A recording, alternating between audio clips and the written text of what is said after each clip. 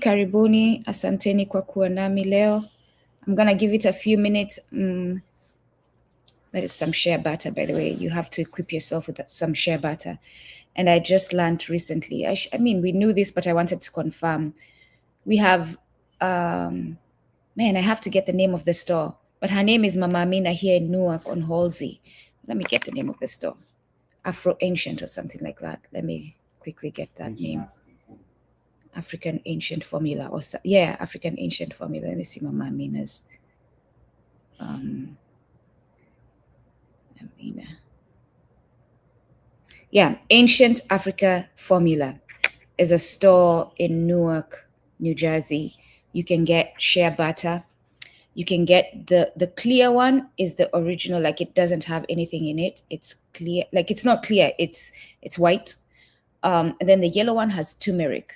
So if you have like, as you know, turmeric has healing properties. So I get the yellow one.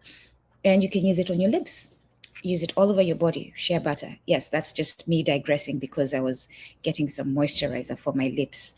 Mama Amina, Ancient Africa Formula, a store in Newark, New Jersey. You can get clothes as well. She does great mad cloth outfits there. So, and if you want to just have a day of going and speaking to an elder who is grounded, who is for our people, you can also go there and get some love. So I'm giving it a few minutes so that people can come in. I mean, there will be a recording, but I also want people to participate. So I'll give it about 5 to 10 minutes. Share in the chat as we wait. Let's use this 5 to 10 minutes to have conversation. How much do you know about AI? Are you embracing AI? Are you against AI? How much do you know in general about algorithms? Yeah, share in the chat. Let's see your thoughts before we start this. To everyone, peace and blessings. Everyone, habari gani, kila laheri, all that. The language I speak is Kiswahili, otherwise known as Kubuntu. We are renaming it Kubuntu. Ubuntu is our way. It's the principle that we are guided by. It is our African grounding principle. And therefore, the people of Ubuntu, who we are, speak Kubuntu because we are embracing Kiswahili as our language of unity. We're going to be referring to it as Kubuntu. So when you hear me speak of Kubuntu, it's not a new language. It is us renaming our language of unity, Kiswahili. And I do teach Kiswahili, but right now I'm on break because I'm doing too much, way too much.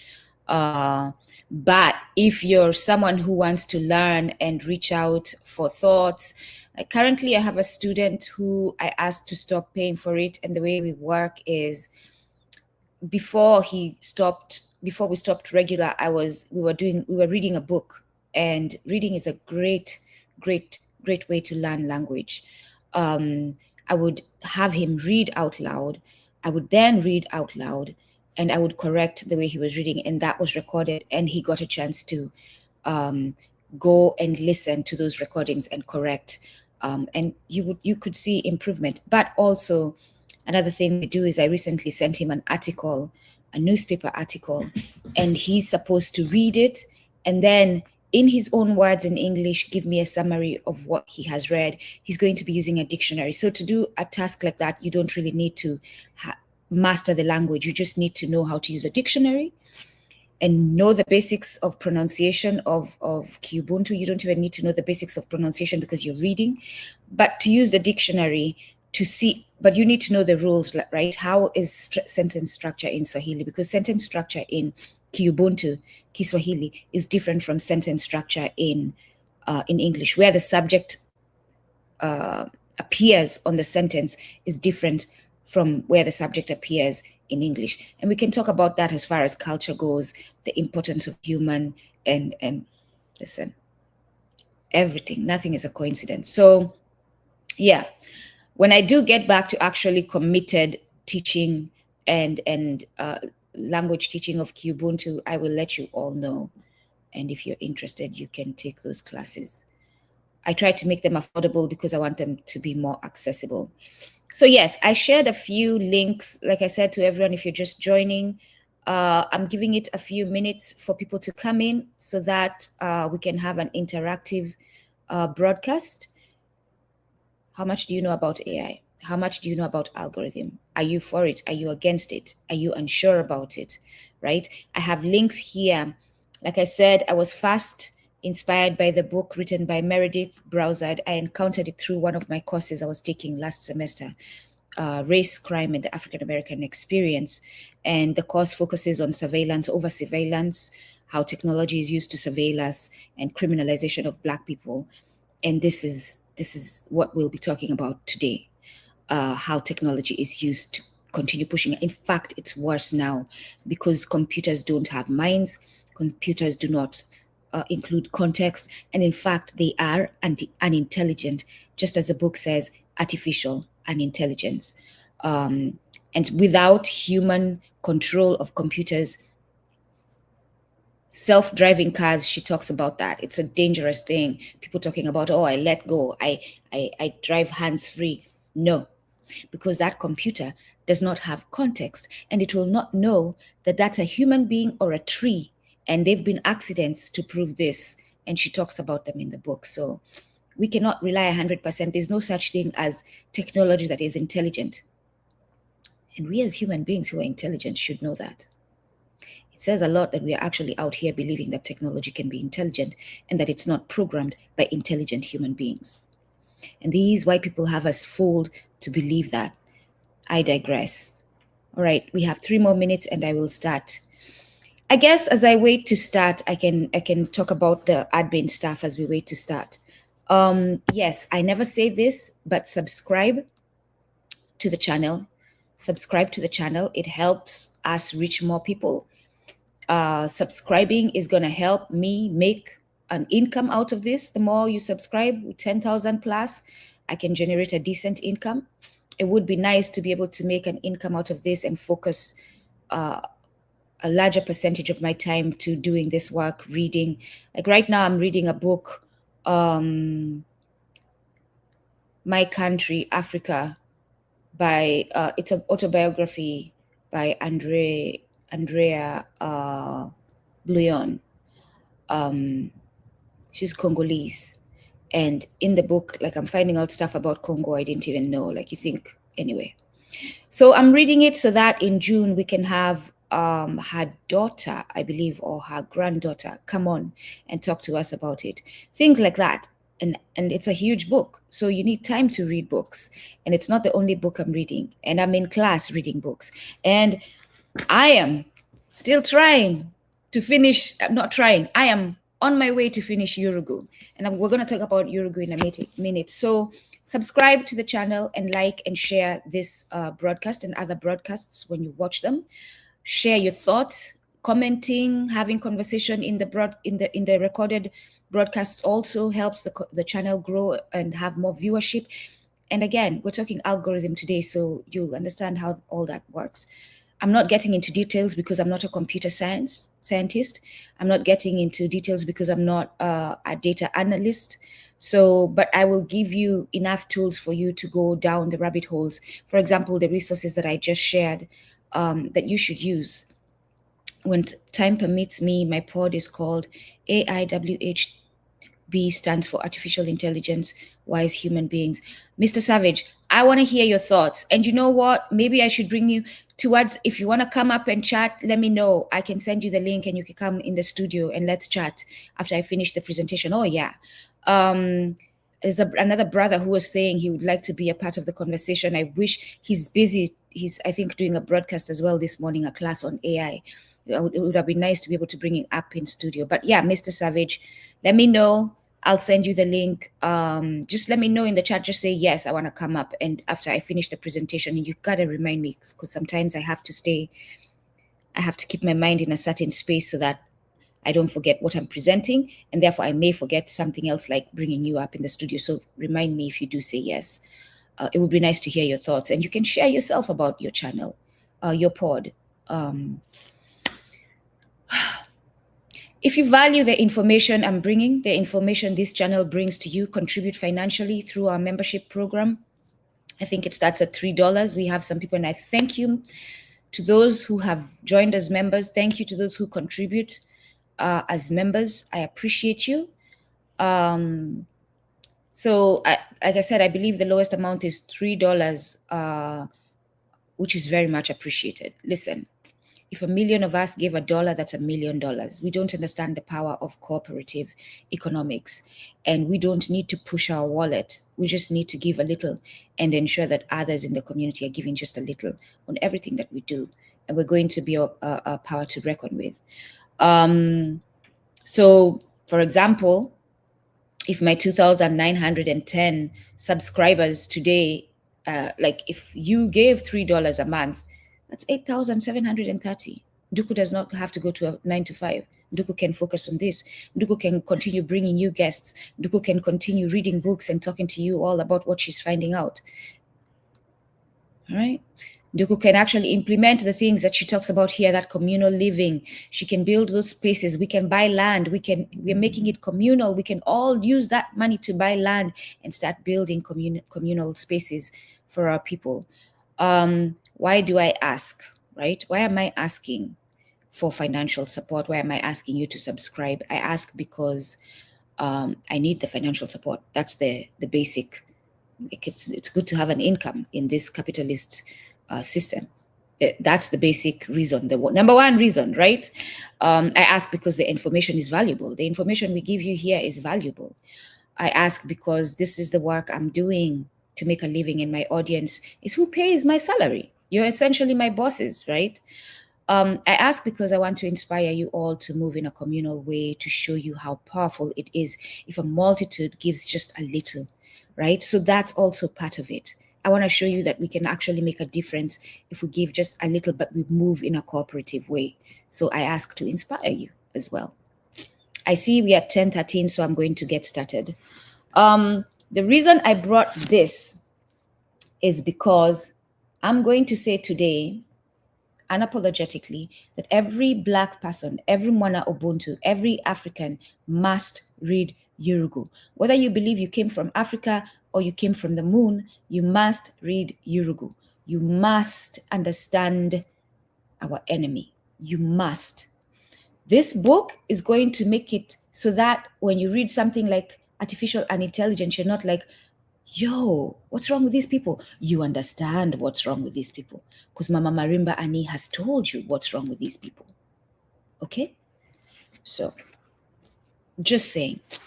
And then, like I said, the book that inspired this broadcast is Artificial Unintelligence by Meredith Browsard. I actually did that using, I consumed the book, took in the book through an audiobook. And that's how I balance my reading, right? Because if I'm reading a hard copy book, I'm reading like more than one book at a time, and then I have an audiobook. When I'm walking to the bus, I can listen to the audiobook. When I'm in the bus, I can listen to the audiobook.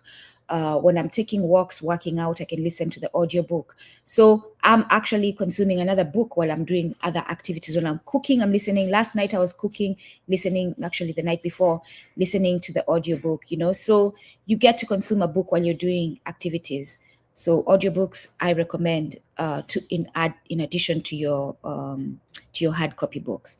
So I'm going to start the conversation by reading out loud a few of the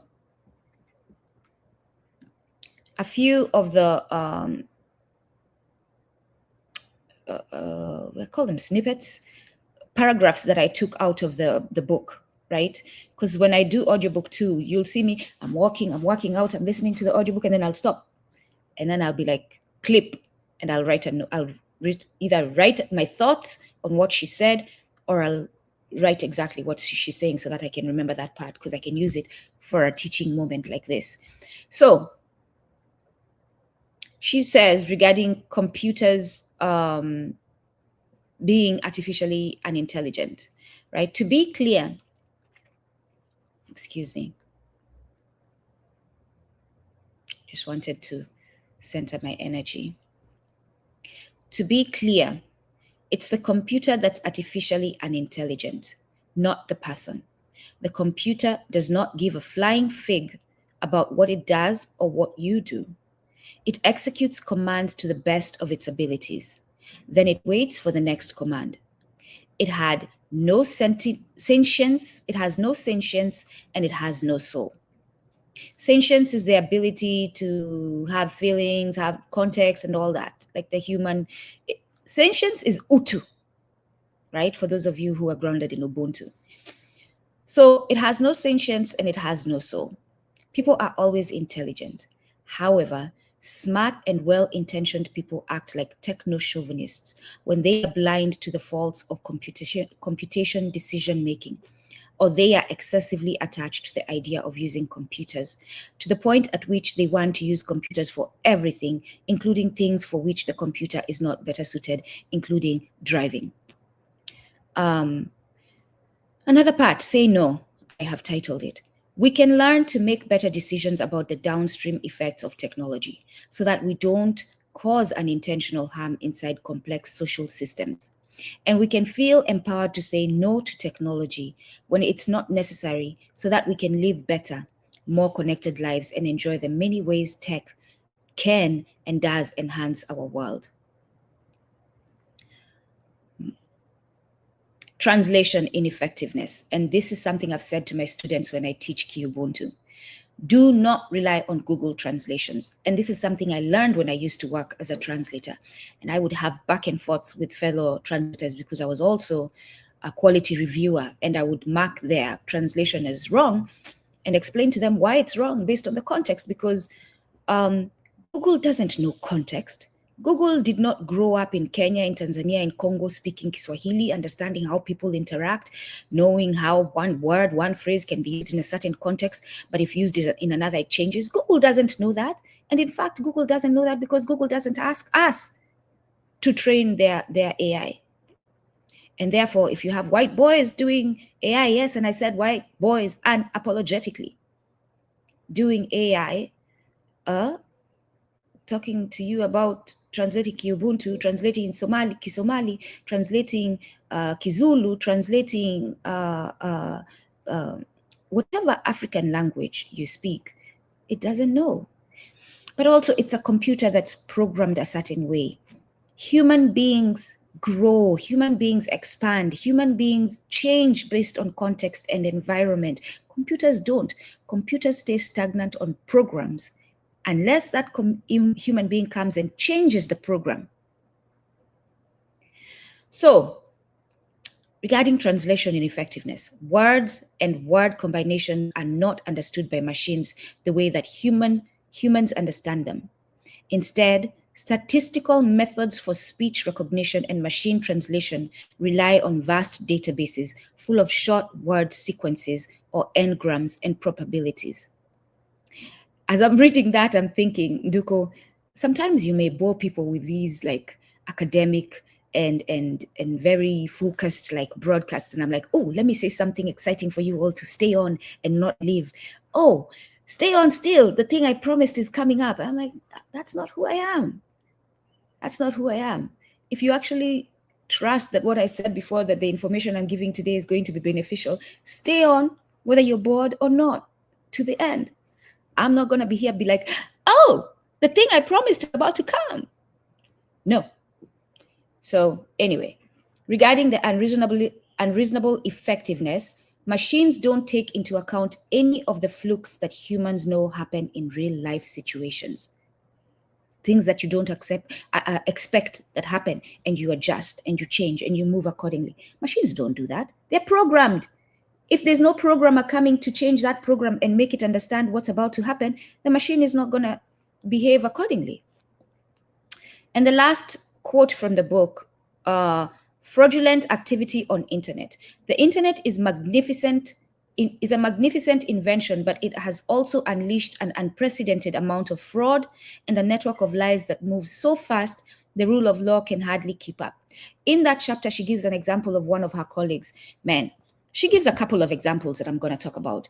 If I forget after I talk about this colleague, remind me to talk about the colleague who creates a program in 2 minutes to hack a voting thing that was going on. So this colleague was shocked that we, the people, actually believe the lies that they put out. They put them out as lies, knowing they're lies, knowing that it's not fact, it's false information. These programmers put it out,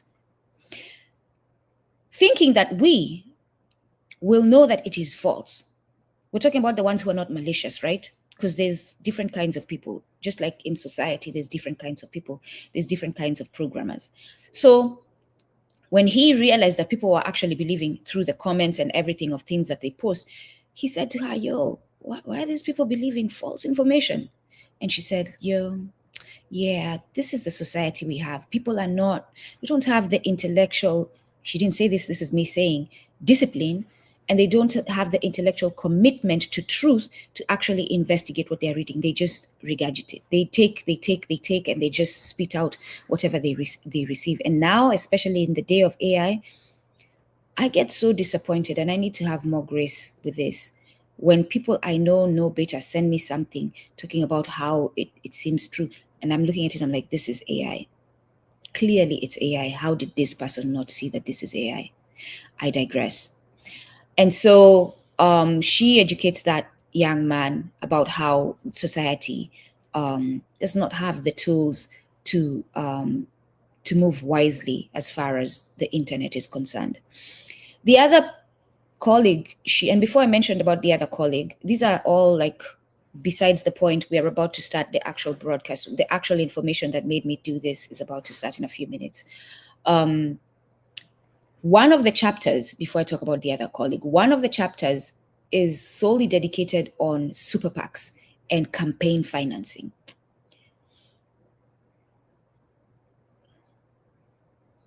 These people are basically committing crimes on a daily basis under legal protection. Citizens United has allowed for that. Just to say a little bit about it, me as an individual, I am checked by law, so-called law. I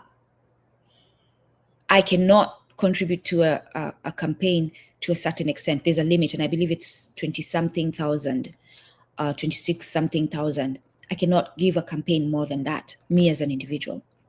But Citizens United decided that organizations are people, right? So they have human rights and all that. They have rights to operate. And one of those rights that I as a human do not have is that a super PAC, a lobby firm, can contribute to a campaign as much as they want. There's no cap to how much they can contribute. There's no cap. This is why you see Elon Musk walking in the White House, because there's no cap to what he can contribute to Donald Trump. Because he's not operating as Elon Musk, he's operating as Tesla as far as campaign financing. He's operating as Twitter, X. He's operating as corporations, the different corporations that he has. And therefore, through them, he can give as much as he wants. Here's how also individuals, conniving American individuals, can contribute past the limit that an individual has been given. If they contribute to that super PAC or to an organization, they can contribute as much as they want. Like the stuff that she reveals in that chapter, a lot of you know that is happening, but it's insane that we actually sit and talk about, oh, you have to be a law-abiding citizen. You have to be a law-abiding citizen, while the governance system is not law-abiding. The presidents are not law-abiding. The congressmen are not law-abiding. The police themselves are not law-abiding. So why are we out here being fooled with this law-abiding nonsense, especially when it comes to fighting for our liberation? And when Nduku is out here talking about we must break laws to liberate ourselves, everyone is looking at me like, did she actually say that out loud in public? Hell yeah, she said it. Because it's the only logical thing. Anyway, again, I digress. So the story about the other friend of hers. Chicago, Illinois. Yeah, I was trying to remember the state that Chicago is in. Illinois was doing a vote for its residents to select the next quarter design. The quarter. It's the coin quarter design. And her friend had a favorite in the designs that were presented. It was one that was Lincoln standing in front, I think, of Chicago, a Chicago farm and all that. Anyway, besides the point what the design was, it was her favorite, her friend. And she's a programmer. So one day while she was at work, she decided she's going to create a program that makes it seem like hundreds of people are voting for that coin. But it's a program that's voting for that coin. But those who are going to be looking at the results are seeing it as many people are voting for that coin, like actual legit people are voting for that coin. She created that program in less than 2 minutes. Meredith shares. This person, while at work, decides that, I like this. I have the wisdom and the knowledge to create programs, and I can create hacking programs to hack this thing and make sure that we get the votes that I want because I like this design.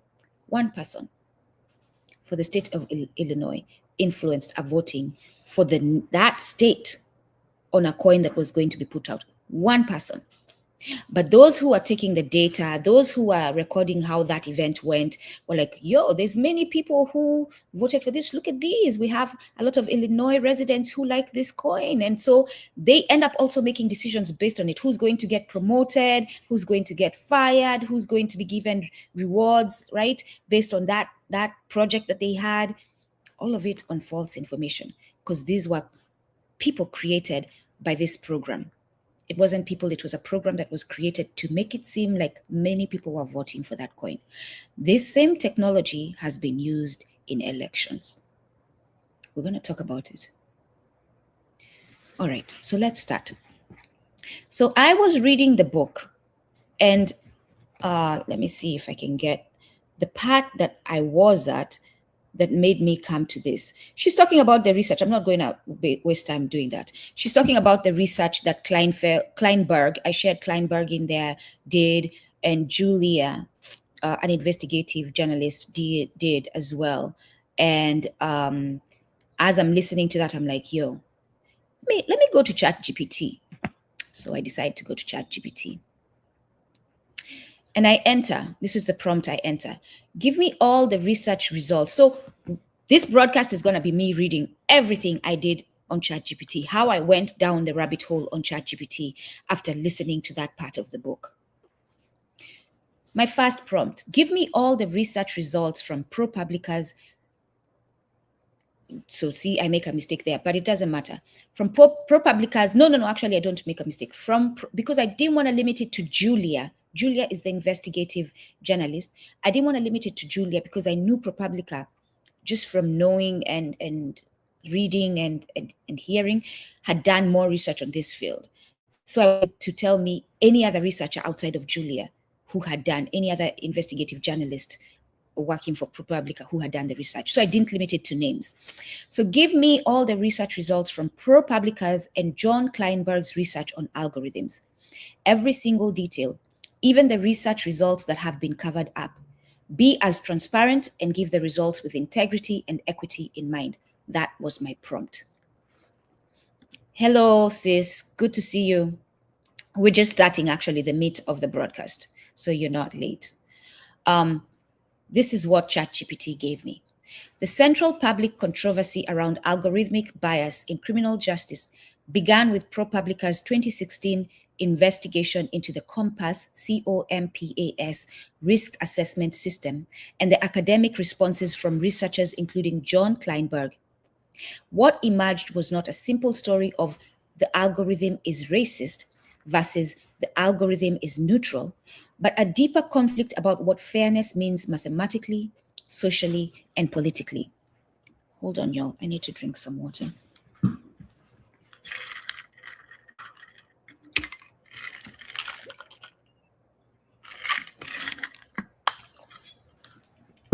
I'm a human being. I get thirsty. I respond to my thirst, and that should be okay. What ProPublica found. So this is the result. We are now at I read the prompt at first, and now we are reading the result. I'll let you know when we move to the next prompt.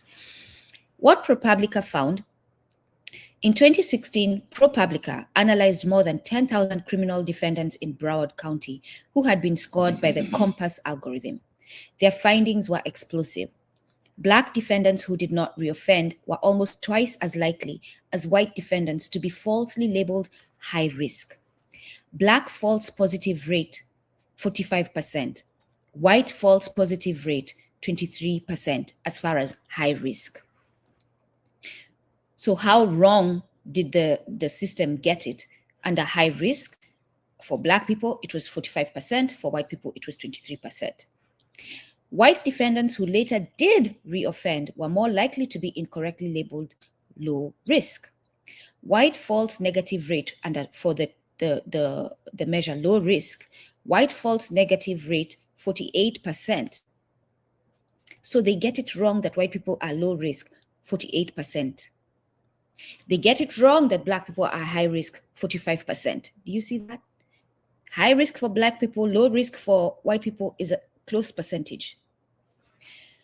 And a low risk Black false negative rate is 28%. The algorithm predicted general recidivism correctly only about 61% of the time.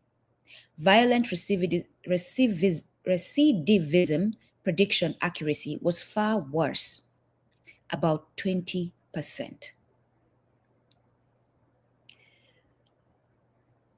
So we're talking about going to prison. We're talking about death row because it still exists. We're talking about people's lives. And we're willing our system, our governance system, for law enforcement and the so-called justice system, which is the injustice department, is wrong. What is 100 minus 61? That's 9. You have 9 left. That's 3. 39% of the time. 39%. 39% wrong. When it comes to people's lives, like that's a huge percentage to be wrong. ProPublica also reported that after controlling for age, gender, prior crimes, and future recidivism, Black defendants were 45% more likely to receive higher risk scores. For violent recidivism scoring, Black defendants were 77% more likely to receive higher scores. These findings became foundational in the modern field of algorithmic fairness. She has it in quote. ChatGPT has it in quotes. What John Kleinberg and others found. John Kleinberg and colleagues did not argue that racial disparities did not exist. Their key argument was different. Certain definitions of fairness are mathematically incompatible with each other. This became one of the most influential findings in AI ethics. In the paper, Algorithmic Fairness, titled Inherent Trade-offs in the Fair Determination of Risk Scores, I shared it in the chat, the link is there. Kleinberg and collaborators proved that when different groups have different underlying base rates of reoffending, an algorithm generally cannot simultaneously satisfy multiple fairness criteria. So if the database, because it is through the past law enforcement, past incidents, past cases and all that, if already that data that has been brought into the computers, the internet, is flawed because it was under a racist system, whatever the AI produces, whatever the algorithms produces is going to be flawed. And whatever analysis you do of that is going to be flawed. They focused on 3 fairness ideas.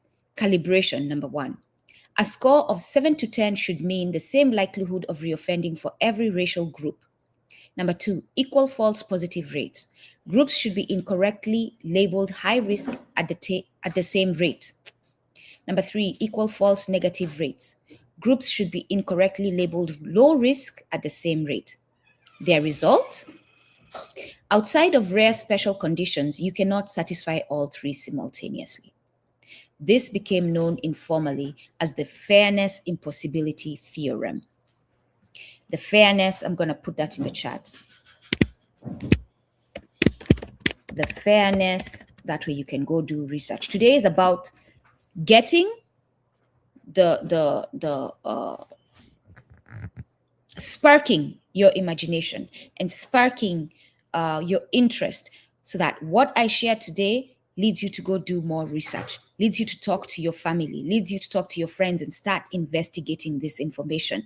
If you're now currently going through a legal proceeding, if you've been accused of any crime, this is to equip you with the tools to now speak to your lawyer, or if you're defending yourself, to now look into Why is this? Why did the judge, is the judge using algorithms? And you can go in front of that court and say, I do not have faith in the judge's judgment because I have found out that in this state, in this city, we are using algorithm to make judgments. And it has been shown through John Kleinberg's research that algorithms get it wrong. I would like to get a decision made by the judge. I would like it reviewed. And like, yo, you have the power.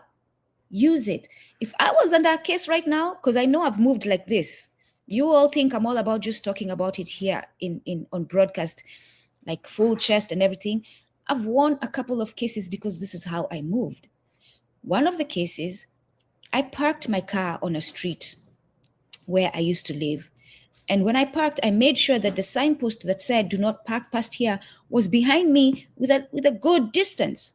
A police officer, a trifling police officer, came and put a ticket in my car talking about I had parked incorrectly because he said that I had parked past the sign. I did not touch my car when I found the ticket. I took pictures from every single angle and made sure that the time was on the pictures. And I went to court and I walked up to the judge and I showed him the pictures. And I said, this ticket was given incorrectly. He looked at the information. White male judge.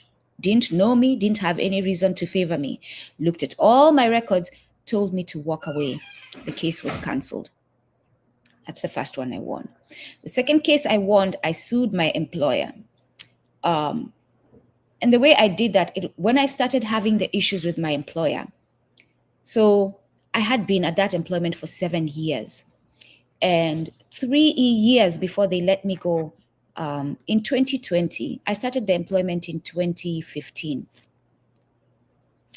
In 2020, I awakened and I'm now, because George Floyd, right? You need that crazy event that you Negro that is going along to getting along is going to encounter to wake you up and be like, oh shit, I can't keep going along to get along. This is not just about my pocket. This is not just about the bag. This is about my people. That event for me was George Floyd. And many things that had happened then, but George Floyd was the straw, right, that broke that camel's back. And I was already assigned in a collateral position for DEI, which meant I was hired for a certain position that I was paid for, but I was doing collateral work because that organization did not want to pay people to do work on DEI. So they had us doing both what we are being paid for and our collateral duties under DEI, without being paid for this. But they were also doing performance reviews of us on this. In fact, on one of the incidents, a performance review on this, because I went for a conference at that organization and I called out the white people and I said to the organization, you're out here talking about you're diverse because you have white women. Having white women in your organization is not being diverse. It's not. And they were offended. And the performance review said that I was unprofessional, I was disrespectful, and it was used in my other job that I was paid for. And that was one of the things. I kept all the emails. And in fact, because I am who I am, I sent emails to all the other people who attended, who were there, who said to me, thank you so much for speaking the way you did, my colleagues. Thank you so much for saying the things you said. Literally, we were in tears after some of the presentations at that conference. We Black people were in tears because these people have the nerve to present some racist stuff and not offer some psychological presentation after that or session. We were all together in tears. So all those people I sent emails, yo, did you think I was rude? Did you think I was disrespectful when I said this? And they all responded. All those emails I kept, sent them to my personal email. All the emails of a boss sending me, oh, you did not follow right protocol, da, da, da, da, da. I had another boss who, by the way, I had applied for a job and they made sure I was the most qualified for the job in the organization. I did not get it. And that managing person who was going to be the manager, like looking at the applicants and everything, sent an email to my boss talking about she has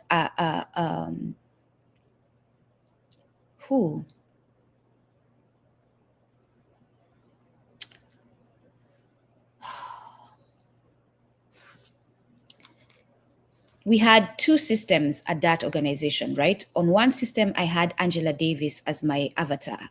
On the other system, I had Ida B. Wells as my avatar.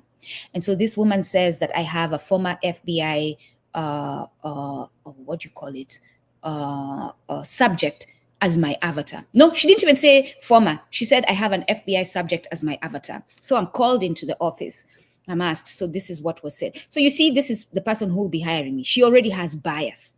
She already hates my guts before she even sends that email, because we've had encounters. So how is that person supposed to judge me fairly when it comes to me being hired with all that bias, right?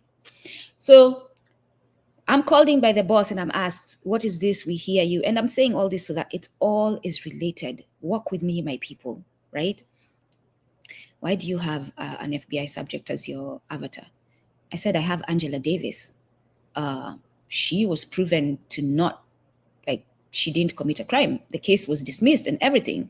And if you're going to have issue with that, you might as well have issue with me having Dr. King, because he too was criminalized when he was fighting for civil rights. What are we talking about? The criminal system was racist. This is why. And so I kept on my Angela Davis and we kept it pushing.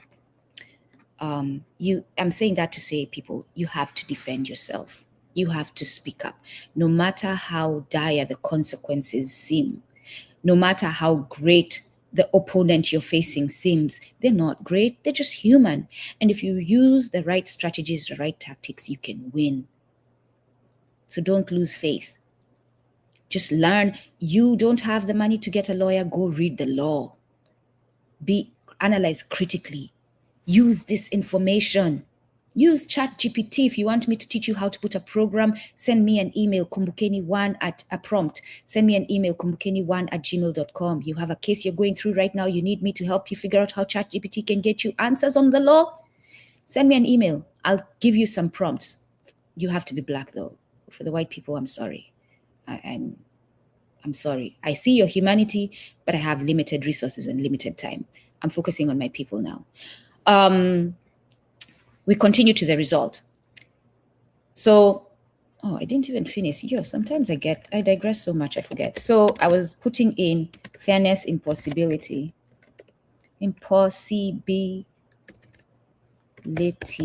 theorem. That's where we started with the digressing, right? Go look at that, what it means. The important part many media reports simplified. A major nuance often lost publicly. ProPublica and Kleinberg were measuring different kinds of fairness. ProPublica emphasized unequal harms, unequal error rates, racial disparities in punishment risk. Kleinberg emphasized probabilistic calibration consistency, statistical impossibility constraints. These are not mutually exclusive findings. Both can be true at the same time. An algorithm can be calibrated while still producing racially unequal harms. That distinction became central to modern AI ethics debates. What was often under-discussed, here are several deeper issues frequently minimized in mainstream reporting. Number one, the algorithm learned from historical policing data.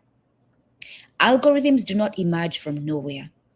COMPAS, C-O-M-P-A-S, was trained using historical criminal justice data. Arrests, convictions, supervision records, prior system contact. Critics argued, policing itself is uneven. Surveillance intensity differs by neighborhood. Arrest rates are not identical to crime rates. So the algorithm may reproduce institutional patterns rather than objective criminality. Researchers later noted, give me a quick second. Just bear with me.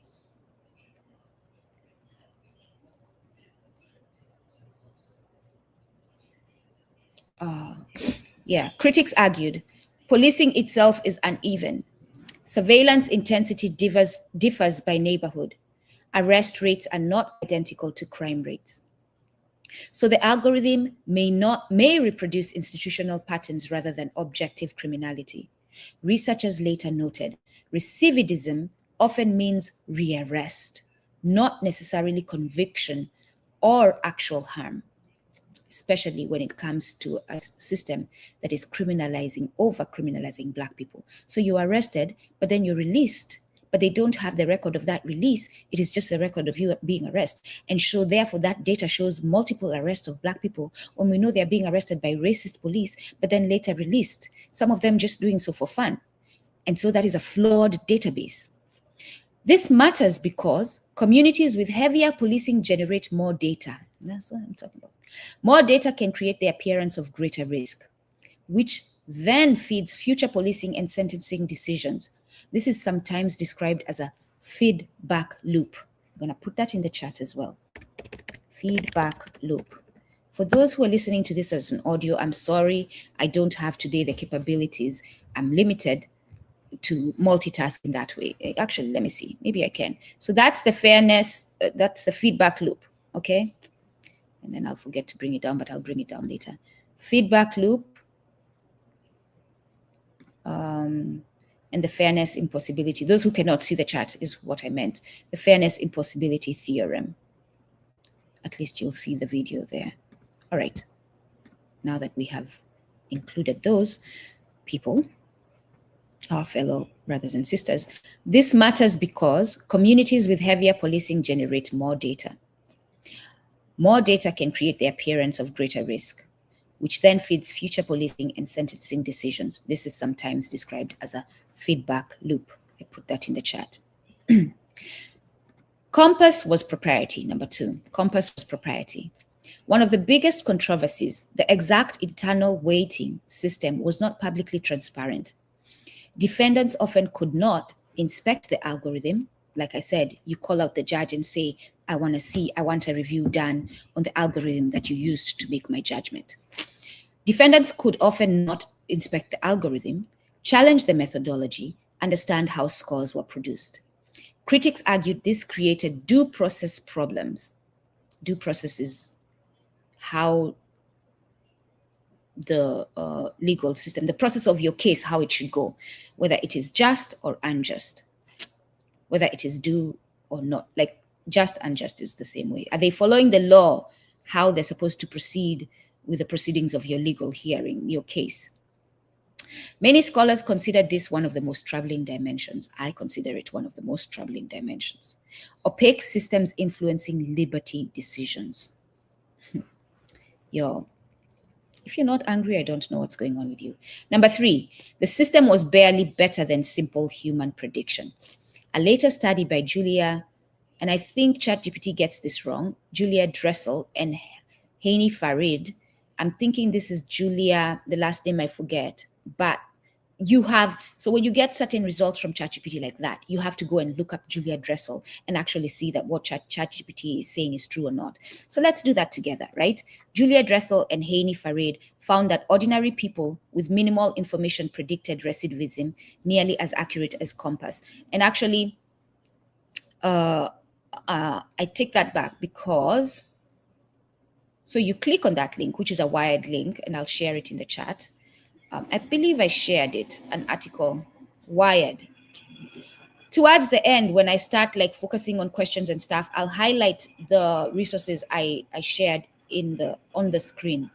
But for now, so you click that and you read through and you see whether the names that are being mentioned are the names that I encountered in the book. The Julia I'm talking about was in the book, right? I want to see if they're the same Julia. The Julia I encountered works for ProPublica. And clearly here it says that the questions, that's the question that Dartmouth College researchers Julia Dressel and Hani Farid. So this Julia does exist. And I'm wrong to think that ChatGPT was getting it wrong. So you just do, that's the work we do to make sure that what we're getting on ChatGPT is actually true. You go and look. And you look and look. If you can't get the answer, you find multiple sources that will confirm that what you're reading is true. That's the lesson today as well. How to use ChatGPT, how to do research in a human way and not relying wholly on computers that are not sentient. So let us, the subtopic, sorry, I need my headphones, but I also need my headpiece. And the two don't work well together. So forgive me. We are on number 3. The system was barely better than simple human prediction. A later study by Julia Dressel and Haney Farid found that ordinary people with minimal information predicted recidivism nearly as accurately as Compass. That challenged the assumption that algorithmic automatically means superior. A lot of you are walking out here acting like computers are superior. They ain't.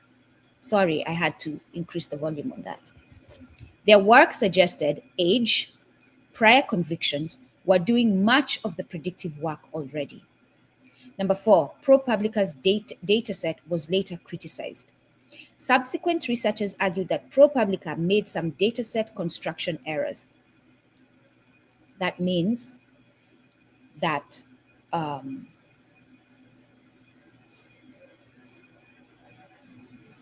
well, let's see what it says.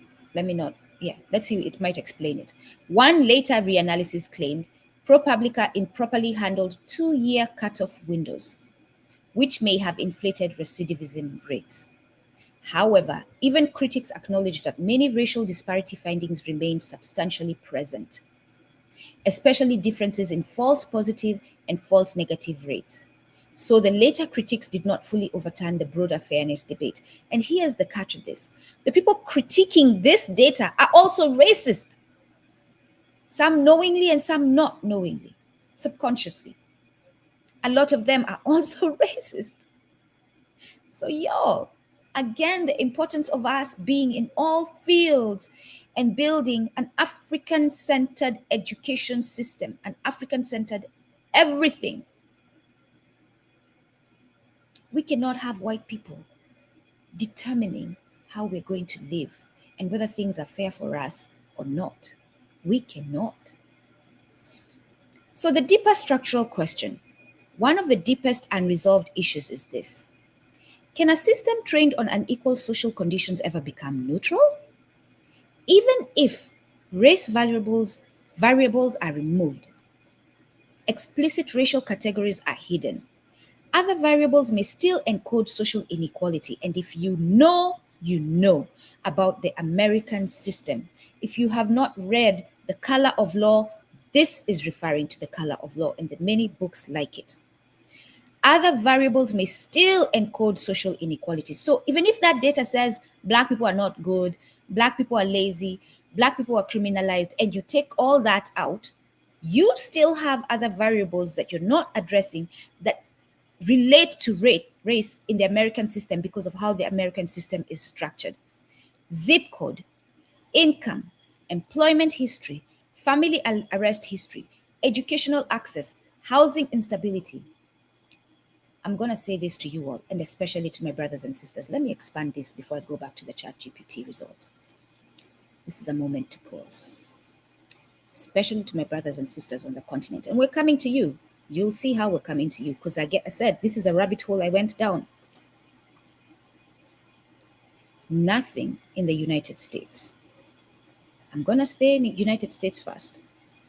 Nothing in the United States is not related to race. Everything in the United States, even how I'm breathing right now and talking right now, is related to race. Everything.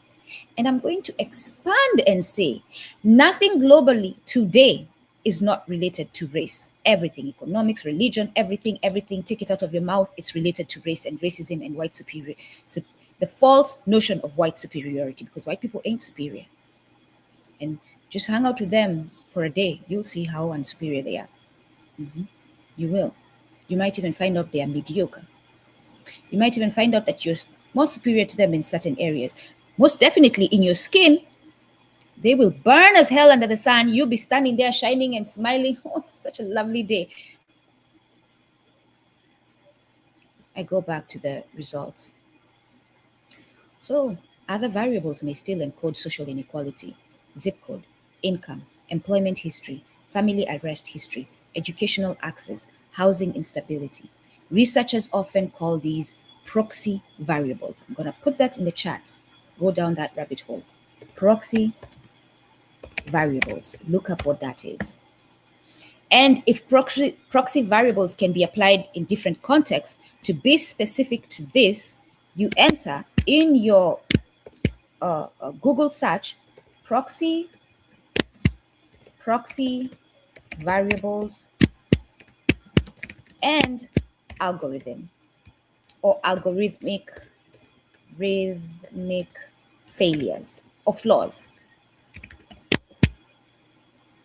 you enter that if you want to make it specific to that, right? So this is why critics argue algorithms can inherit structural inequality without explicit racist intent. So even the most well-wishing programmer will, and even if you're black, and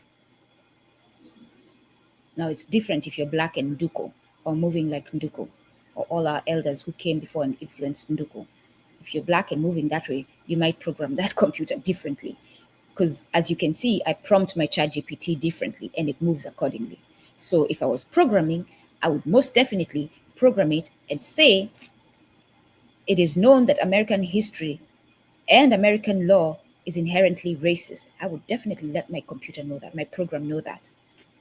I would definitely know that all the data that has been recorded and stored in America, every single thing that happens in America is racist. Please avoid that database. Or look at that database with this understanding, I would tell my computer or my program. So someone like me might move differently. But those who would say race matter doesn't matter, oh, that's a thing of the past, you're being victims, and that is a programmer, they will be programming thinking, I'm not entering black, I'm being fair. I'm not entering woman, I'm being fair. I'm not entering kinky hair, I'm being fair. But they forget that zip code is racist. They forget that employment practices are racist. Just letting you know how we should move. And this is especially to our young people who are going to be in these fields, how you must move to correct this. Like I said, we hold the power, computers don't. And so we black people having this information are going to go and move more intentionally. If you're a child, a young person learning in tech right now, you're going to move with intention. You're going to build programs that are going to counter racism. You're going to intentionally build your code that way. And this is how we can do revolution in tech. What has not been proven? There is no public evidence that, and just because there's no public evidence does not mean that it does not exist or is not true. There is no public evidence that Compass developers secretly inserted racist code. Engineers, and like we said, it doesn't even matter if they secretly inserted racist code. I know some trifling white racist person did, but there's another one who did that wasn't intentional about how they were moving, or even a black person, as you have seen. So it doesn't even matter what is being said here, right? There's no public evidence that Compass developers secretly inserted racist code, that engineers intentionally programmed anti-black discrimination, that there was a hidden conspiracy document instructing racial targeting. The evidence supports something more systemic. The evidence supports something more systemic. And I was thinking of doing this. I'll pause there real quick. I'm going to do a broadcast on the system because I realized recently that a lot of us truly don't understand what the system is. We say it a lot, but we don't understand what the system is and how it works. I was inspired by this, to do this by a friend who sent me a job in the same line. The job is in the mayor's office in New York, right? A good friend. And I said to him, I cannot apply for this. I'm qualified, but I'm not applying for this because it's going to take me back where I left. I will be working with the NYPD. I will be working with the FBI. If you're working with the mayor's office, you understand you have to work with law enforcement. And I know Mayor Mamdani's office is not being moved by the interest of Black people's well-being. I know that for a fact. Not because of Mamdani, but because of the inherent nature of the United States government system being racist. And that you will not move to better the lives of Black people and not be retaliated on. So I know that job would be stress. And even beyond that, I know from having been a DEI person that to move the way DEI is required is frowned upon by them. That's how I lost my job. When I point out white men, they'll be upset. When I point out that something in the office they did was discriminatory, they'll be upset. So again, I'll have that headache again. what I will be doing, what they're saying they'll be doing is not really what they want to do. It's what they want people to see them doing or to think they're doing. So that's the system. You think you're working for the mayor's office, but no, you're not just working for the mayor's office. You're working with the NYPD, you're working with the FBI, you're working with all the organizations in New York. If you don't think that every single business, and you have to move accordingly so that the mayor does not lose their support. So let's not be sitting here talking about, you work for the police, you're not nice. Yes, to some extent, if you're working for the police, it's different than if you're working for Apple, but it's all the same. And especially when you get into lobbying and super PACs, the organizations are worse. The private organizations are worse as far as crimes against humanity. The evidence supports something more systemic: statistical disparities, embedded historical bias, unequal institutional conditions, conflicting fairness metrics, opaque government. The government is not transparent. Claims beyond that move into speculation unless supported by verifiable evidence. And now I'm asking you all to take the information we're getting today and go verify it. Get verifiable evidence. The most important lasting findings were: the Compass controversy permanently changed AI research because it showed, and it hasn't really, but it has, and today we are making sure it has, algorithms. Number one, algorithms can reproduce social inequality, and they do, absolutely do. And wait until we get to Africa, because we're getting there. Objective systems may still produce unequal harms. So there's no such thing as objective systems. Hell to the no. Mathematical fairness definitions can conflict.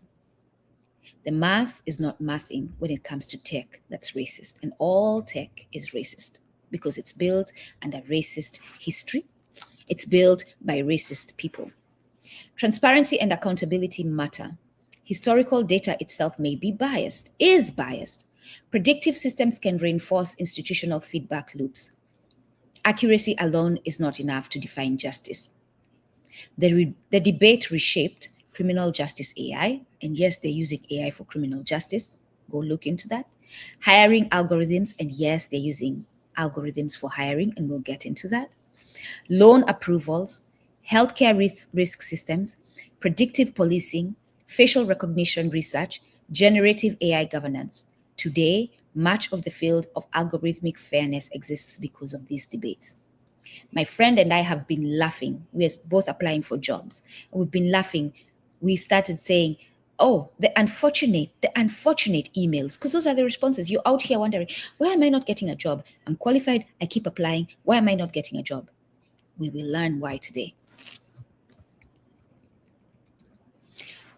So that's the end of that prompt and results, right? So after that, I said, and with ChatGPT, you have the chance to give it a thumbs up, a thumbs down, if it gave you good results or not. So we gave it a thumbs up there so that it can start programming. That program can start moving more like that for you when you prompt in the future, right? So now you're conditioning your ChatGPT.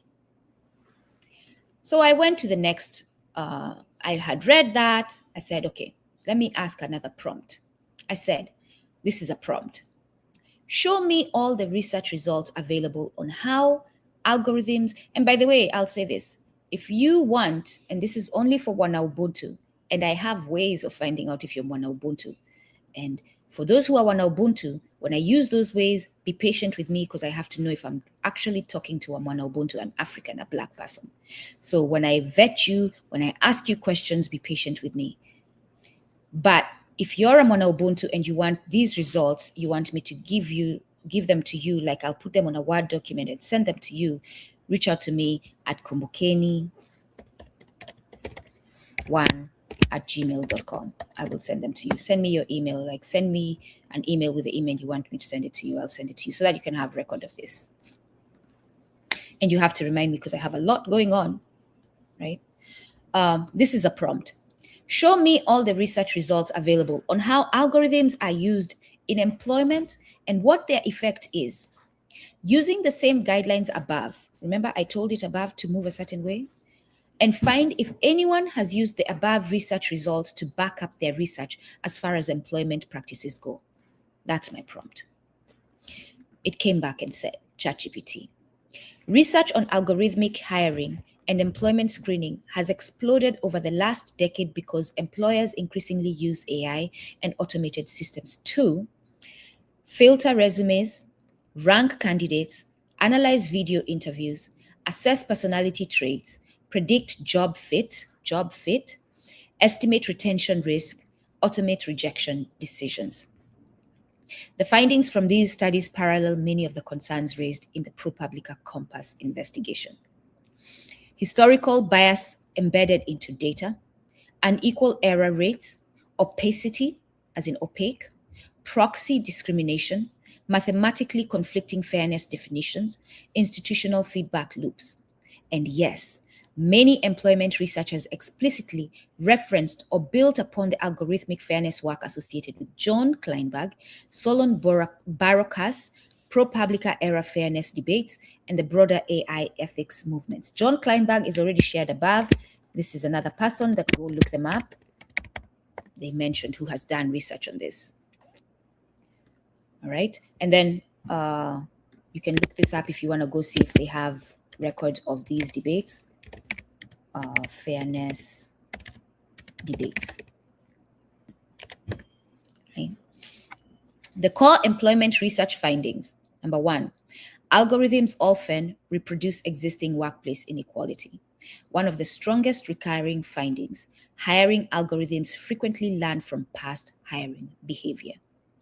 If historically hiring favored men, white applicants, elite schools, uninterrupted employment histories, certain speech patterns, certain personality profiles. Actually, let me pause there and talk about elite schools.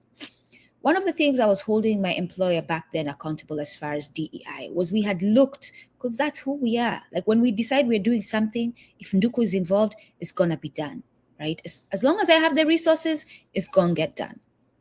And one of the things we did, the Black Employee Resource Group, we the leaders of that group, we went into records in that organization of hiring, how they structured their hiring, who they were hiring, how they moved as far as going to recruit and all that, right? Recruitment policies, recruitment programs, all that. And we found out that majority of people hired at that organization were coming from a certain university in Virginia. Like a good percentage. Like that university was a drastically higher percentage of recruits to that organization than any other school. For many reasons, for those who know, you know, for many reasons. So when we're giving you this data, like, don't think it's not affecting you. Like, you've been sitting at that employment place wondering why you're not being hired. You've gone to this school wondering why you're not being hired. Because you went to Montclair State, and they ain't trying to be looking for no Montclair State because they have certain bias against them. They forget about Montclair. At least Montclair State is now renowned. Essex County, right? It's a good school, but we know we're working with a hierarchical system, and they look down on Essex. Why? Number one, where it's located. It's in Newark. Just that zip code already is rating it as lower. Algorithms and racist bias. If historically hiring favored men, white applicants, elite schools, uninterrupted employment histories, certain speech patterns, certain personality profiles, then the system may internalize those patterns as signals of success. Researchers repeatedly found that neutral training data often encodes social inequality. The employment literature directly inherited this concern from earlier criminal justice fairness debates. Number two, John Kleinberg and colleagues directly studied hiring algorithms. One of the foundational papers was, and I'm going to put that in the chat. This is a paper by them. I didn't look this up before. Sorry about that. Anyone who wants to look it up now and share in the chat the paper, that would be very, very helpful. That's how we move as community. Nduku has limited time, resources, capability. Join in as a community members and help where you can. So someone take that, go look for it, find the PDF and put it in the chat, please. That's a paper that was written. Mitigating Bias in Algorithmic Hiring, Evaluating Claims and Practices by John Kleinberg, Solon Barokas, Manish Raghavan, and Karen Levy. Actually, you don't need to do that because ChatGPT gives you the link, but I may need to because this link, perfect. So I'll help whoever decides to do this. I'm going to review and say, no, I don't want all cookies and I have to do that. No, don't do my cookies. Don't do, no cookies. Let's not do that. Only where necessary. All right. So I'm going to share this link and whoever decides to take on this, get us the full paper, please. I don't think this is the full paper. All right. Their findings included many hiring vendors made fairness claims without publicly disclosing meaningful validation evidence. Companies rarely explained what data trained the models, what success meant, how bias testing was performed, what trade-offs existed. Bias mitigation techniques often conflicted with employment discrimination law. Removing demographic variables alone did not eliminate bias because proxy variables still encoded protected traits. That's in the paper, that the link we shared. This directly extended the logic from Compass-era fairness research into employment. Number 3, proxy variables were found everywhere. Researchers found that even when race or gender were excluded, systems could still infer them indirectly through zip codes, names, universities, employment gaps, sports. Employment gaps for women is important because if you are pregnant, you are away from work. That's how they know you're a woman, or they guess that you're a woman, right? Sports, language style, fraternity, sorority membership, word choice, hobbies, facial characteristics, vocal cadence. Wait until we get to facial characteristics. By the way, if I post on Kumbukeni, go check out those posts. It is me sharing resources I have encountered. Check out the posts I put out on Kumbukeni YouTube. I do posts now. Like if I'm watching something, I'll post it there. If I'm reading something, I'll post it there. If I'm inspired, I'll post it there. Actually, I'm going to post. I recently was inspired. I'm digressing.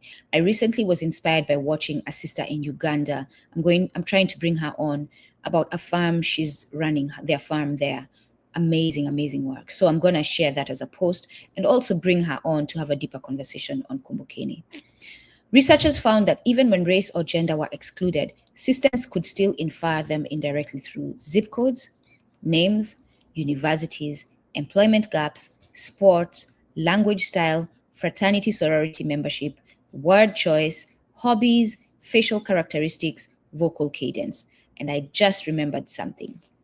I typically don't do this and I need to be corrected because I don't do this, because I need to do this.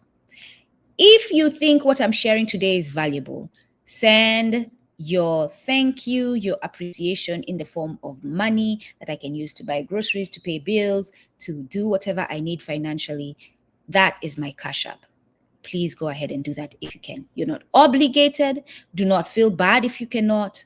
I understand. Trust me, if there's someone who can relate to not being able to support when you really want to support, and I do it in other ways. So if I don't have the money to support, and I hear people like, sometimes I'm unhappy. I'm unhappy a lot of times on Sunday. Happy is another channel.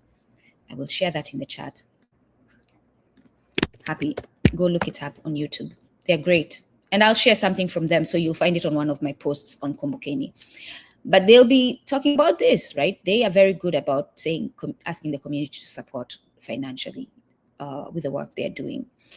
And I'll be like, oh shit, oh, I didn't pay this bill. Oh, my account is overdrawn. Oh, I want to give some, but if I give some, I won't have bus fare. So I'm like, okay, but I can share this.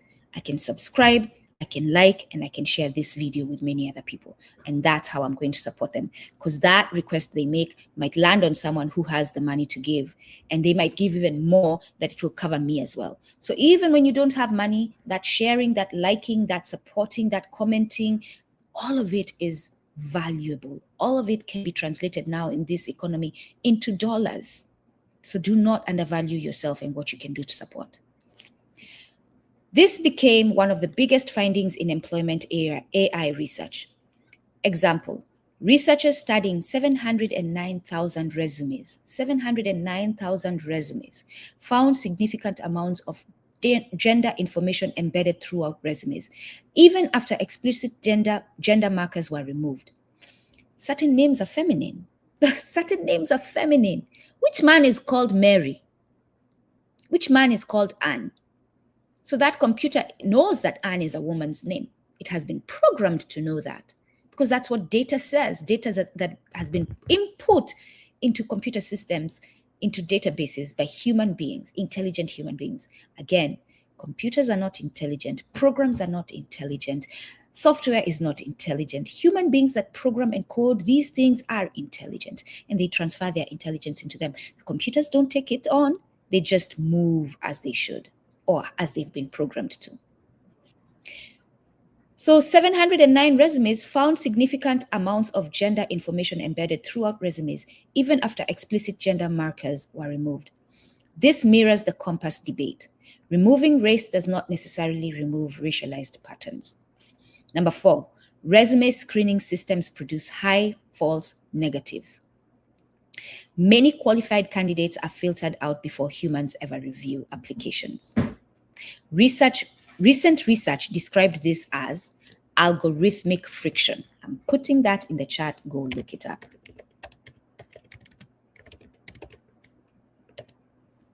Algorithmic friction.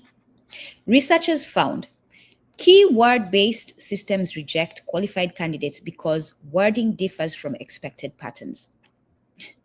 Semantic mismatches create large false negative rates. Rigid screening systems can structurally reduce labor market efficiency. A lot of these programs are programmed by people who speak American English. So when you thought linguistic was discriminatory, language was discriminatory under this system, you have no idea. A lot of the programming is being done by people who speak American English.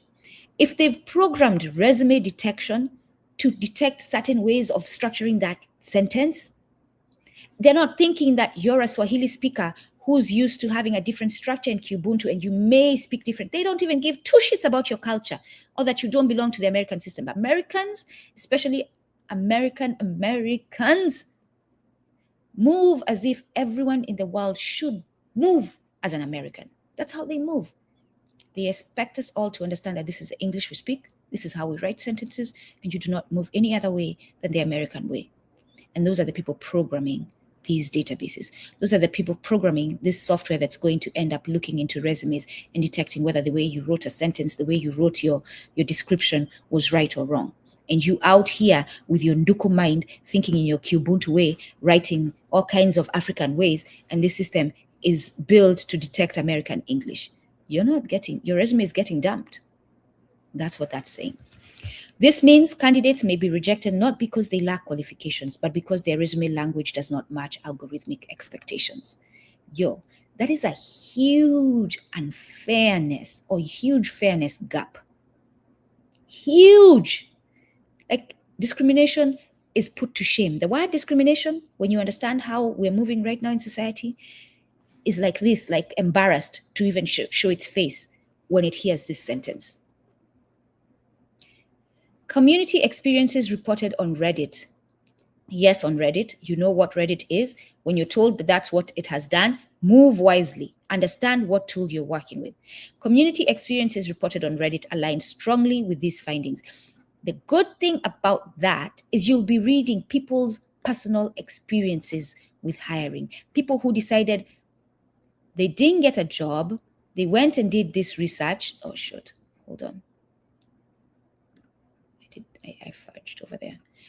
And they found out that the reason they weren't hired was because of algorithmic unfairness. They come there and vent. So the data you can collect there is how many people are experiencing this. Move accordingly. Know what tool you're using, know what platform you're using and how it operates.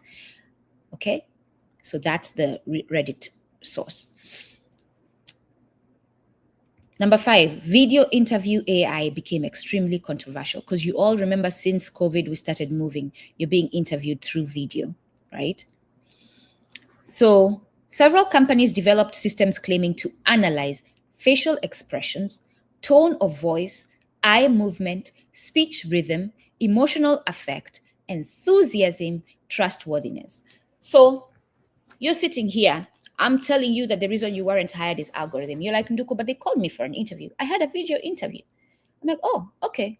But the thing you don't know, especially if you're Black and you have facial expressions, African facial expressions, and we African people have expressions. And they're not going to judge that video based on them sitting there and interviewing you as human beings, because we have dunderheads controlling the world today who believe that computers are more superior. Oh, actually, that's Nduku's term. Meredith Browsard calls them techno-chauvinists. That's what they're called, the dunderheads, who move as if computers are superior to us. And so these human beings who did your interview, instead of getting together during their lunch break or whatever time that they can and say, yo, what did you think about that candidate? Yeah, these were the strengths in that. No, they're going to let a computer AI system tell them what the results of that interview are. That is going to analyze facial expressions, tone of voice, eye movement, speech rhythm, emotional affect, enthusiasm, trustworthiness. You are out there acting all professional. So this is how you're in that video. Yes, ma'am. Yes, sir. No. I have worked here. Yes. So I'm doing that thinking I'm being respectful. In the meantime, I don't know that they're using some AI shit that is looking for my enthusiasm and expecting me to be like, yes, sir. Like, this stuff is crazy. The most controversial example was Higher View. I'm going to share that. You can look into that. I guess that's a tool that they use to analyze video interviews. Higher View. Researchers and critics argued. Techno-chauvinists is one word, but yes, that's who they are. And there's a book that you should all read. Well, I recommend you read. It's not one of those where I hold up and I say, you must read. But I do recommend that you read, and I'll share it. Remind me to read, to share it.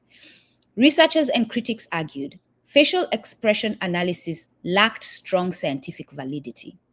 Emotional inference systems risked cultural and racial bias. What did I just say before? You're an African over there moving like an African thinking. It risks cultural and racial bias. Neurodivergent and disabled applicants could be disproportionately penalized.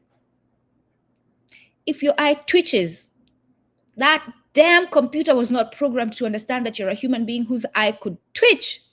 I swear, sometimes you gotta joke to get through this stuff. Under public pressure, Higher View, that I just shared in the chat, discontinued facial analysis scoring.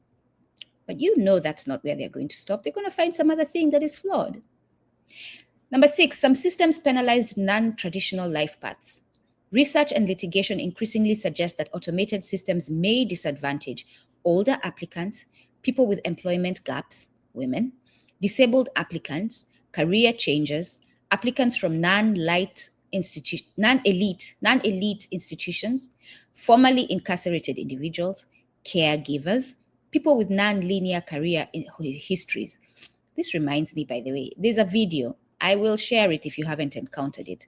That Don Lemon put out this week, telling us that we should be very, very scared because there are hackers who hacked Canvas. For those of you who are in school right now, you know what Canvas is. Canvas is a tool that is being used by universities for managing schoolwork, right? Where you submit your assignments, where the professors give you assignments, they share the syllabus and all that. Canvas, right? And apparently it was hacked. And Don Lemon is out here telling us that be careful, don't click on those links. I'm good with that. Don't click on those links. The thing I'm trying to push against right now is creating fear and us being taken over by fear because we watched Don Lemon, right? And because we understand what we are learning today. So Don Lemon says that these hackers are claiming that they're going to take all your information that they got from Canvas and they're going to share it with publicly, right? At a certain date, unless you pay this a ransom, unless you pay this amount. I'm like, oh, I'm going to be scared. Yo, shit, they have my information. How am I going to pay? I don't have money. Don Lemon says Oh, what information are they going to share? Your social security, your name, your address. I'm like, no shit, Sherlock. They already have that information. Move aside, Don Lemon. They already have that information. This is what this is telling us. I am not moving online not knowing that these people have my full names, and in fact, all names that I have occupied ever since I started existing in and registering my stuff online and being checked at the airport and all that. All systems that have moved into automated spaces, and your data that was, even if you had it in a paper, was put into that system. They have all that. So why am I freaking out if this hacker tells me that? I actually will laugh and tell the hacker, yo, you already have that information. Have a nice day. But don't click the link anyway. But don't be afraid is the more important lesson, because fear is a tool of imperialism. I want you all to stop moving from fear, all of us to stop moving from fear and start moving strategically. They tell us something, we go do the research, we figure out strategies to move. Research and litigation increasingly suggests that automated systems may disadvantage older applicants. I'm repeating it. Older applicants, people with employment gaps, disabled applicants, career changes, applicants from non-elite institutions, formerly incarcerated individuals, caregivers, people with non-linear career history. The major lawsuit against Workday alleged that automated systems disproportionately screened out older workers and marginalized applicants. One major concern, algorithms often optimize for pattern similarity. I'm going to put that in the chat.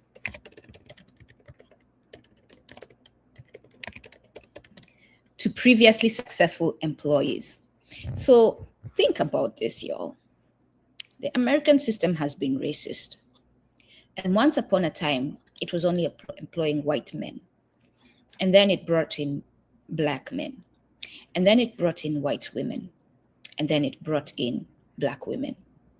But in all those occasions, it recorded who was an ideal employee. And most of the time, it was based on white, male, all that, right? It is a racist decision. All that is put into the database, and all that is what is going to be used by this software, this app, this program to make decisions on who's an ideal candidate. One major concern, algorithms often optimize to pattern similarity to previously successful employees. That can reinforce workforce homogeneity. You go to a place and you only see one type of person hired.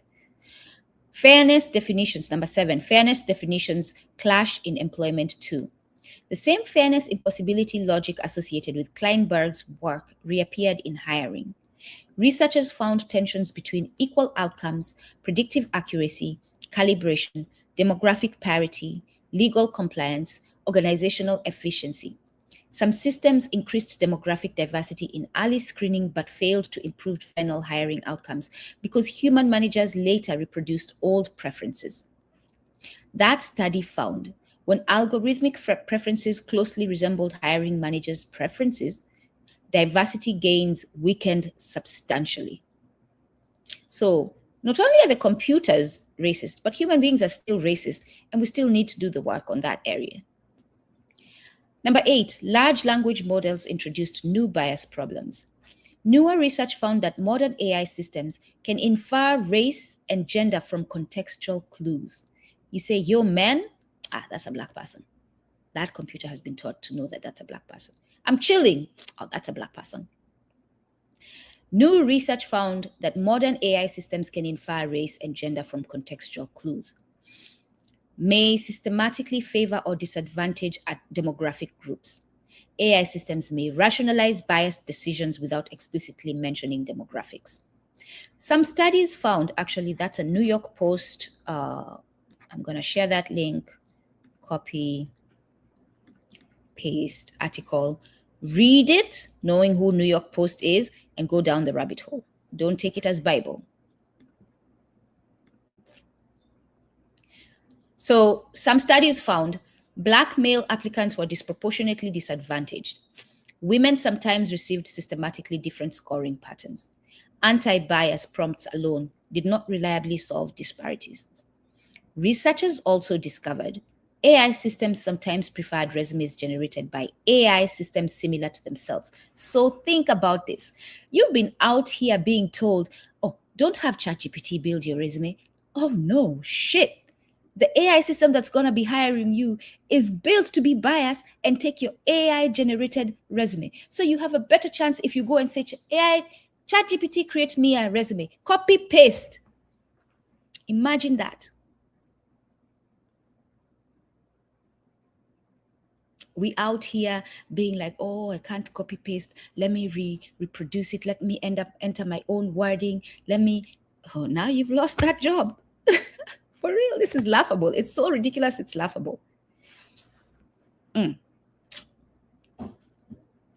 This introduced concerns about model self-preference, homogenization, automated conformity pressure. I'm going to share Reddit. Clearly, people have been venting on Reddit. So I'm going to share that link on that topic. Yo, this is crazy. You can now, I hope you understand why I was like, yo, I have to do a broadcast. I have to do a broadcast. I cannot not do a broadcast. I'll be failing my people if I don't let them know what I'm finding out. So here we are today. Number 9, transparency is one of the biggest unresolved problems. And we all know that. You ask people to be transparent, even in liberation movements, and they have clutching their pearls. How dare you ask me to be transparent, Nduku? You're so unreasonable. A repeated finding across studies, applicants often do not know they are being scored algorithmically. By the way, for those of you, I know my brother Oladele, if he's watching, is somewhere laughing. She's so dramatic. This is my style of communication. I am dramatic. That is who I am. I'm a dramatic person. You don't like it? That's okay. I don't have to follow your pattern of communication. This is my communication style. This is who I am. I'm not making apologies. A repeated finding across studies, applicants often do not know they are being scored algorithmically. How many of you in the chat, please, if you did not know you are scored algorithmically when you apply for jobs, just enter the what do we do? Enter 1, the number 1. If you did not know that you're scored algorithmic, if today is the first day you're finding out that hiring processes use algorithms, and you as an employee, as an applicant, is being scored algorithmically, please enter 1 in the chat if you did not know this information before. My brother, I'm sorry. Yeah. But this is don't feel bad, right? I'm empowering you today. You are powerful as hell right now because you know, and you're going to move accordingly. A repeated finding across studies, applicants often do not know they are being scored algorithmically, cannot challenge decisions, cannot inspect the models, cannot understand rejection criteria, unless you're Nduku and you want to send people an FU email and you let them know that you know, right? Researchers repeatedly warned, opaque systems create accountability gaps. This was one of the strongest parallels with the Compass controversy.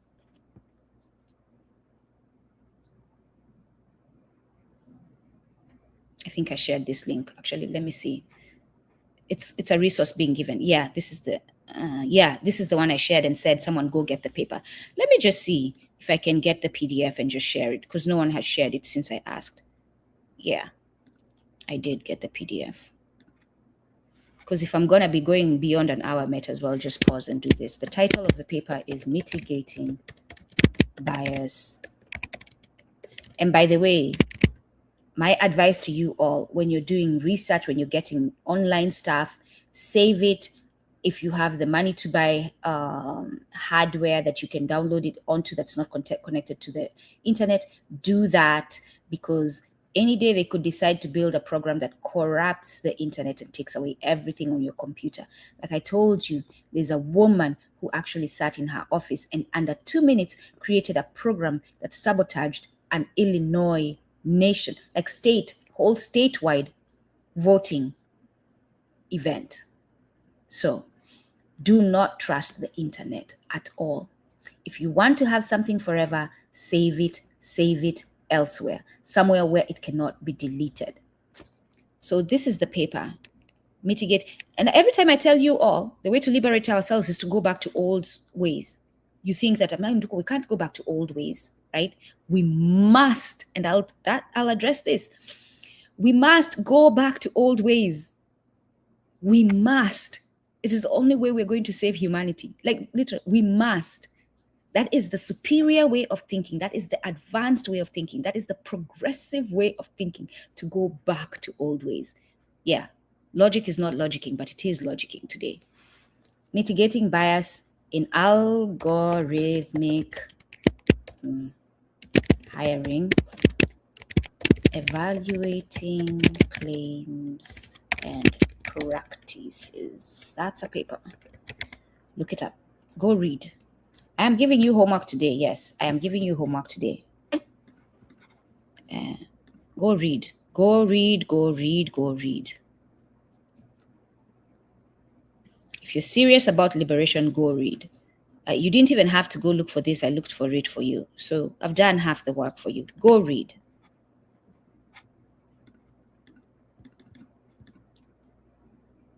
While I'm on that topic, I will share a story. I want to make sure that the link I shared was the correct one.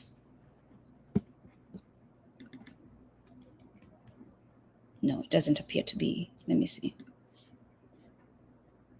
Yeah, on one of my assignments recently, my substitute teaching assignments, I was so horrified when this aide in the classroom told a student that they did not need to read the whole book to do an assignment. I was like, okay, fine, you can do the assignment, but read that book. And these students better be happy I don't become their teachers, because you will be reading the whole book and telling me about the whole book, what you find out. Let me see how that shows up. Okay, good. No, it cut it up. Is it still going to break up the link? Why is that link showing up like that? Hold on, y'all. Let me see what happens.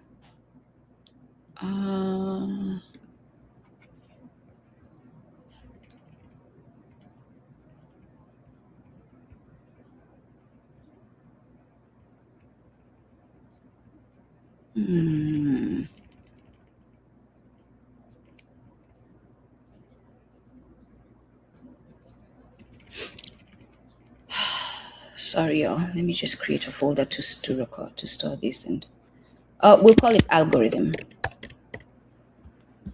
Create and store this PDF there. Mitigating. I don't like the way that link is breaking up. I don't know if anyone can shorten it. If you have the skills, do that, please. But in the meantime, let's see if this works better. Today is a broadcast of patience. Today, you need to be patient to get through today's broadcast. And committed, let's say, committed as well. Because I will be doing a lot of this digressing and seeing whether I can share resources. Let me see if I can push this into... I'm frozen? Mm-hmm. Am I still frozen? Mm-hmm. Yo, because I went to another link? No, it's back. I'm back? Oh, this whole time I was talking without you all hearing what I was saying? Because I went to another space to get the link and I was frozen. Am I still frozen now? Thanks, Noire, thanks. I'm back. Sorry, y'all. I was getting you information. So let me see whether I can push the thing I just downloaded, the PDF. Thank you all. Thanks, babe.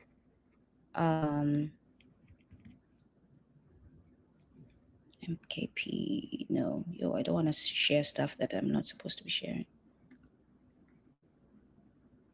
Where did it go? It's supposed to be in my downloads, though. Yeah, and I do a lot of this talking to myself when I'm thinking. Thinking out loud is the word we're going to use for talking to self. It's supposed to be in the downloads. What is happening? All right, how am I going to push this to you all? Let me see that I can do it that way. That's frustrating.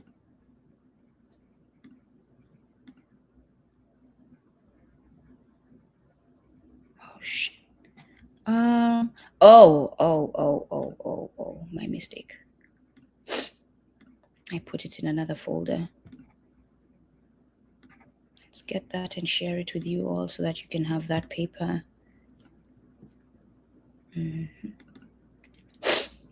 Excuse me. And yes, I'm struggling through allergies because we have GMO and all that. These people are poisoning us because we have left our well-being into their hands. Okay, you heard me though. Okay, good. Where did I save it? Yo.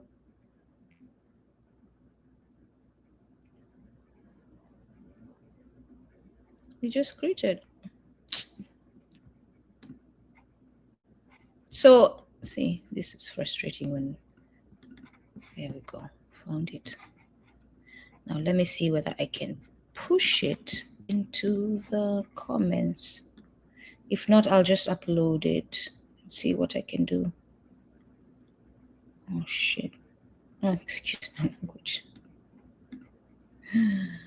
Copy. Let's see whether it's gonna paste that. It's not gonna paste it as a PDF. Nah, yeah. All right, so let me know. I'll give it to you because I have the PTP. Send me an email. I shared my email before, so if you want it, let me know. I'll share with you the PDF right later because I can't seem to be able to share it, and the link that I shared before is broken. So let me know.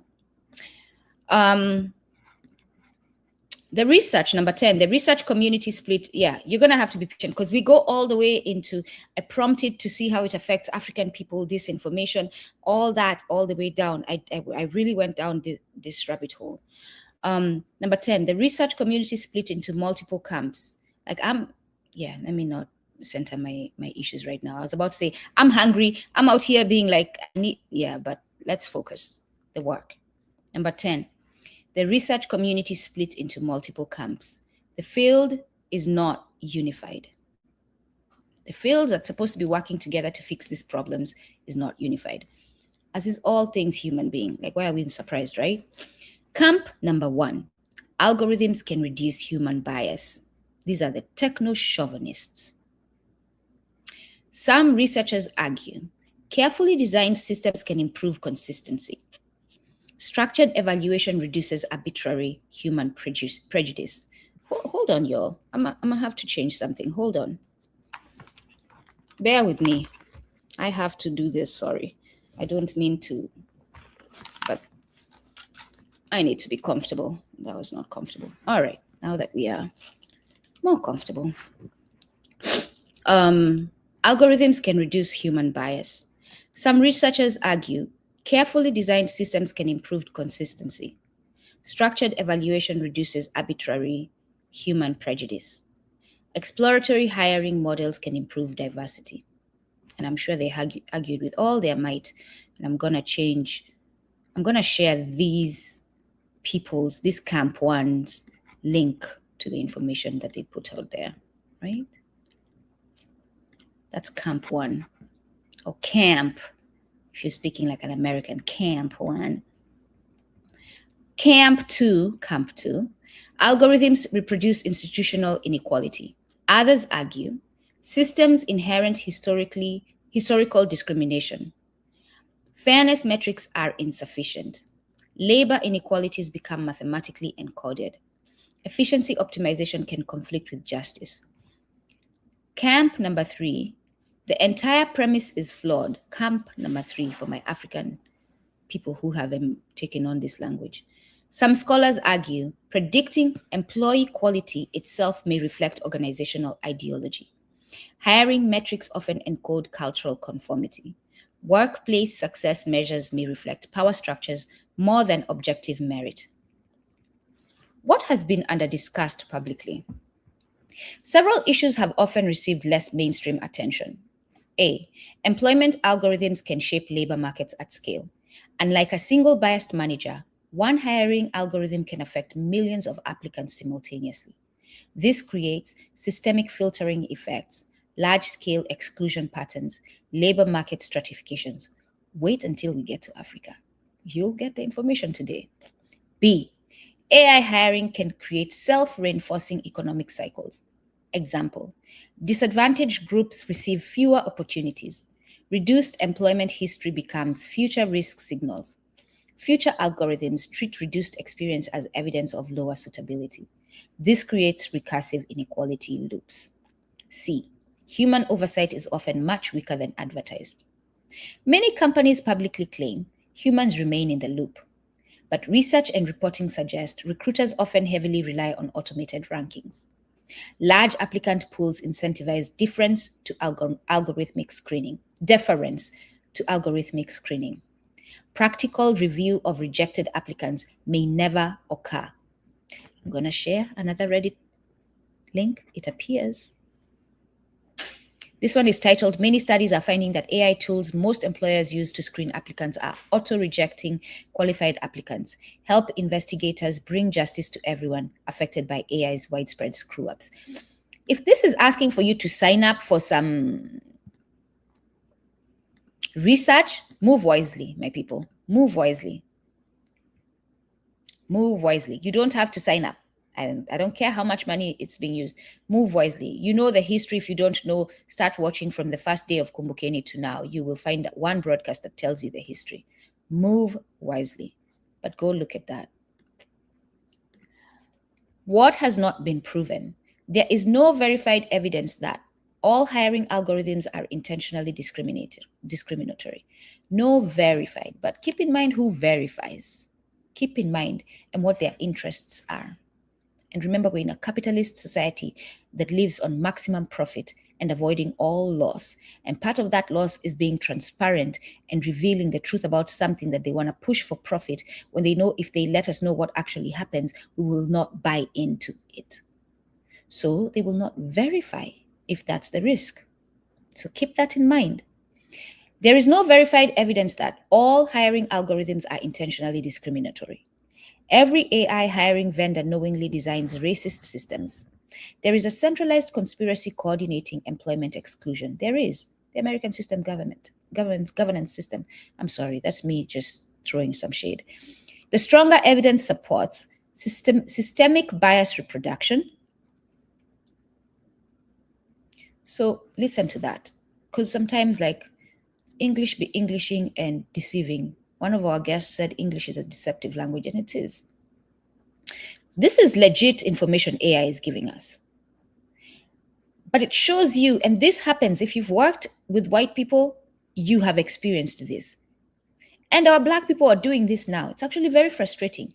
From this side of the mouth, they'll say something. And then from this side of the mouth, they will say something that contradicts this that they just said. Sometimes back to back, speaking from both sides of their mouth, right? That's what I'm trying to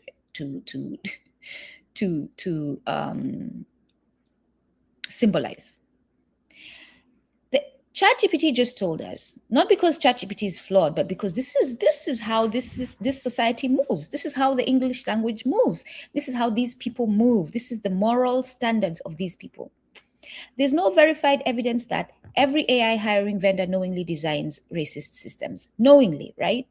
But then it comes and tells us that stronger evidence supports systemic bias reproduction. So most AI vendors who've found this resource that says that systems are biased knowingly design racist systems because they're not undesigning them and redesigning them not to be racist. So you see, so again, think deeply into the things that we are reading and seeing.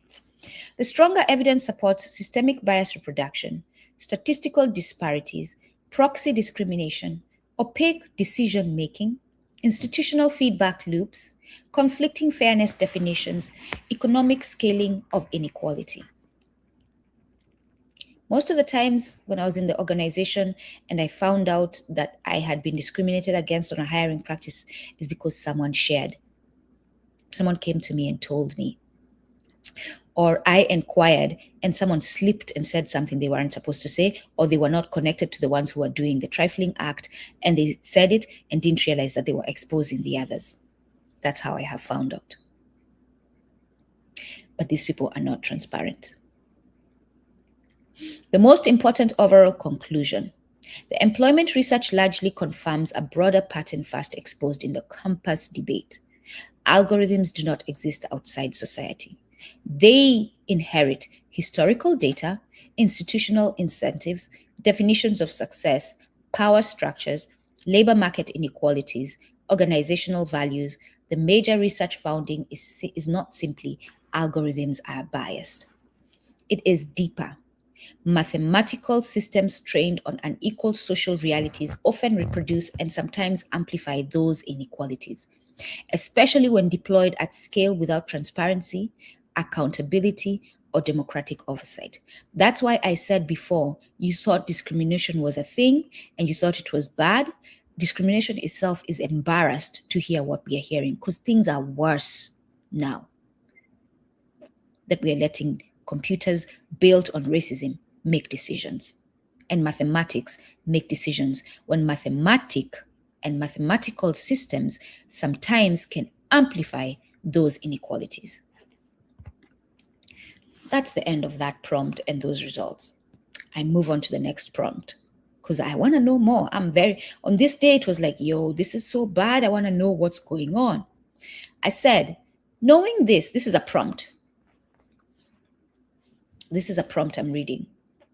Knowing this and being a Black woman who is most disadvantaged by these algorithmic social biases, how should I move forward with life to claim equity for myself and sustain mine and my community's well-being?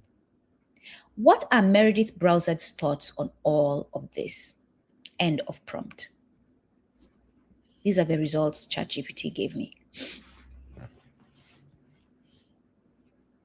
And to the Black men, you can take that prompt, I'm going to put it in the chat, and enter it. Just put Black man. That's the only change you need to put. To just put man, and you will find out. All right. There you go. First, it is important to recognize something clearly. The existence of algorithmic bias does not mean you are powerless. My people, listen clearly, because this broadcast is to empower you. I did this to empower you. I did this to tell you that this thing you've believed has power over you doesn't. And let's move with power and strategies and wisdom and critical analysis and critical thinking. ChatGPT says to you, my people, not just Nduku, the existence of, by the way, ChatGPT is not a person. It does not have an identity. It is a program that has been, it's a software that has been programmed to move accordingly based on data that has been collected. So when I say ChatGPT says, no, ChatGPT used my prompt, followed my prompt, did what I told it to do, and went and gathered from the database the information that I was looking for and is presenting to me. So the results of that information say, the existence of algorithmic bias does not mean you are powerless, doomed, or inherently disadvantaged in worth. What the research shows is that many systems operating at scale, hiring, credit, education, healthcare, policing, housing, and social media visibility can reproduce existing inequalities unless they are actively challenged and redesigned. Did you hear me say that? Someone like me, if I'm to design these programs, the world would look very different. Researchers like Meredith Browser, and so I'm saying to those of you, by the way, I'm going to pause there. I'm saying to those of you who are building African-centered school systems, education systems, information sharing, information skill imparting systems, move accordingly. If you teach our children how to co-opt these systems and move differently and challenge and redesign these systems, we will be at a better place. So do so, please. Researchers like Meredith Browser argue that one of the greatest dangers is not just biased technology itself, but society believing that technology is neutral, objective, or beyond question. I'm going to give you something that I've had in mind, a way that we can start co-opting the system and changing it, right? Start writing papers about the excellence of Black people. Continue, because our elders have already started. Continue writing, like write every day on social media, Post about the excellence, what you did, how excellent. Black women, what they are doing, Black men. This is data that's being taken by this database. And so when I prompt it, it's going to go look everywhere and it will get that information. And these systems will start moving differently. When they are programmed, they will collect from that database that you are feeding and giving different information. Start telling it Black people are not inherently criminal. The American system has, like, just keep doing this stuff. Even if you don't know for a fact that this will have the result, at least trust that what we've been reading today and understanding today tells you that it will have a result at some point. So this is how we can move as revolutionaries. This is why I was saying, and I asked at a conference, how can we use ChatGPT for the revolution? It is not for everyone. It is not for the young minds who are not. You have to be trained and know how it has to be strategic. Even if you're not trained in an institution that is acknowledged or what's the word, that's accredited, you yourself, self-education is very valuable. Getting books, buying them, being bought, reading them, hearing them read on Kumbukeni, talking to friends is valuable, valuable practice. Sometimes it's even more valuable than going into Western schools. Seriously. So please, please trust me. We have the power to change the world more than we think and believe. Researchers like Meredith Browsard argue that one of the greatest dangers is not just biased technology itself, but society believing that technology is neutral, objective, or beyond question. She calls this belief techno-chauvinism. The assumption that technology systems are inherently smarter, fairer, or more rational than human judgment. I'm going to share that article. Artificial and Intelligence, How Computers Misunderstand the World by Meredith Browsard. She wrote an article as well. Copy. I'm going to paste that. Let me see what I can do the title. Now, if I do the title, I'll do the title with ellipses just to help you all find this stuff in the chat. And by the way, if you want to be a helper of mine today, if you can take all these and put them in a Word document and then later come and paste them in the comment section of the recording, the recording, right? Because I don't think you all see the comments from the live later on the recording. So if we can please take the resources shared here, I may be able to do it. I don't think I have the comments when I'm done. I might decide to keep it. But if you want to be a helper today, do that for me. Copy all the resources and put it on a Word document. And then later, and what am I doing? I'm inspiring us to move in a communal way. That's what I'm doing. That's what I'm doing. Later, go and copy and paste from your Word document into the comments, like one comment at a time with each resource into the permanent comment, the permanent recording, please. Thank you. So I just shared that. The title is Artificial and Intelligence, How Computers Misunderstand the World by Meredith Browsard. I encourage you to read this stuff. I really do encourage you. Take your time, even if it takes you 10 months to read that one document. The assumption that technological systems are inherently smarter, fairer, or more rational than human judgment. By the way, in 1 minute, once I finish this part, I'm going to get up to stretch. I encourage us all to get up to stretch and we'll continue. Okay? Thank you all. For Black women specifically, the research consistently shows intersectional vulnerability, racial bias, gender bias, beauty and presentation bias, speech pattern bias, educational pedigree bias, class assumptions, hairstyle discrimination, caregiving penalties, emotional tone policing, and algorithmic invisibility. My fellow Black women.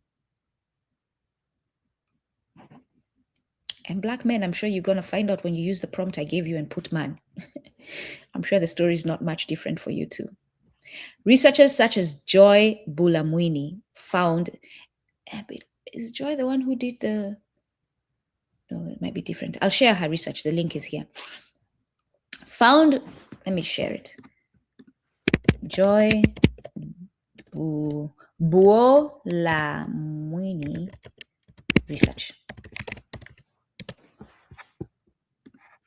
I think it's the same person I'm thinking about because she does. Let me see. Yes, it's her. She has a video. Check out the video that she put, the film that she put out on this. Her work is amazing. And if anyone can get in touch with her, I would love to bring her on. I'm going to bring Meredith. Yes, Meredith is not one of a member of our community, but she's done work that we need to get more information on. So I'll bring her on. But I do want to also focus more on our people. So if anyone knows how to reach Joy and connect them with me, reach out. I have reached out. I'm going to continue reaching out. We need her to come on. But she's one of the few who starts some of this research.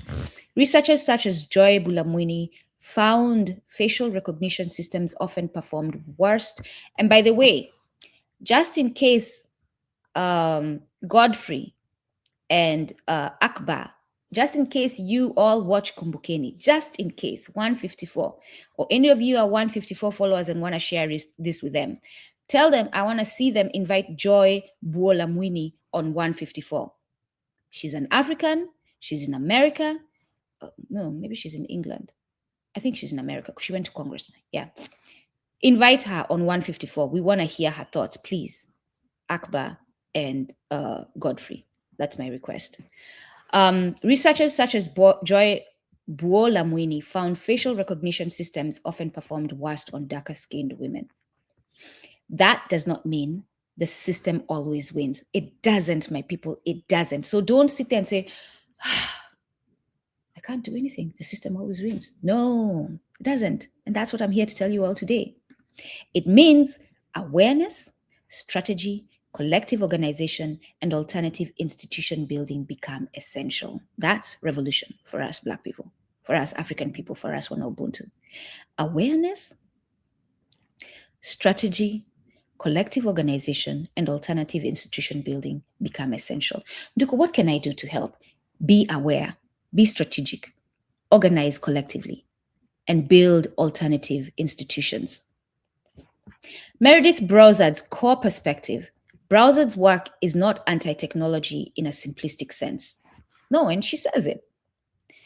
Her argument is technology is a tool shaped by human values, power structures, and limitations. And by the way, at the beginning of the book, she says, and I'm sure you all are not surprised, that the reason that AI was built, the reason that we have the internet in the first place is because there were some nerds who were bored and who felt discriminated against. And they thought that if they build, especially social media, if they build social media, they would find justice. They thought that the thing that they were experiencing in real life, being bullied, not having friends, that they would find it if they built social media, right? And Meredith says, and even she believed this, that they found out so rudely that it made it worse. So here is to tell us the lesson that I'm saying right now as I pause on this. All progress is not progressive. It's not helpful or beneficial to humanity. Some of it, in fact, is destructive. And that's what they did. They built social media thinking they would create a world where they were more accepted and could live as human beings and be seen. In fact, it made it worse and it created the opposite environment and worsened. It has worsened the reality on the ground. Her major points include, number one, social problems cannot be solved purely through math. She repeatedly argues mathematical optimization is not the same as justice. Efficiency is not the same as equity. Statistical fairness is not the same as human dignity. In other words, a system can appear statistically fair while still reproducing social harm. That is one reason she critiques purely technical approaches to inequality. Number two, data reflects society. Browsard stresses data is socially constructed, meaning historical inequalities enter data sets. Institutional bias becomes training material. Social exclusion becomes encoded as prediction. So if Black women historically received lower wages, fewer promotions, harsher evaluations, less investment, more surveillance, algorithms trained on that history may treat those patterns as normal. And I'm seeing comments come. I'm trying to stay focused on the presentation because it's quite long. So I'll look at the comments at the end. I get so excited when I'm talking and I hear my accent, my African self I just heard that and it made me happy. Just wanted to share that with you all. Number three, diversity alone is not enough. Browser supports increasing representation in tech, but she also warns simply adding diverse faces into unjust systems does not automatically create justice. So hire 50 Black people today to do your programming. It doesn't take away the injustice. Her concern is structural. Who defines success? Now, my people, let's sit here, come together and sit, and let's sit with these questions. Who defines success? Who controls institutions? Whose values shape systems? Who benefits economically? Who absorbs the harms? Like I said before, if you want me to give you this information in a Word document, send me an email, kumbukeni1@gmail.com. I will only be serving WanaUbuntu on this. If you happen to get this information as a white person, you'll have to work harder. You'll actually have to listen to the whole broadcast and take notes. You've been getting it easy all these years. I think it's time you work a little harder for your success and your well-being. I'm going to make it easier for my people.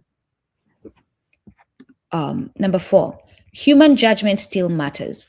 One of her strongest themes: important human decisions should not be fully outsourced to machines, especially in hiring, education, policing, healthcare.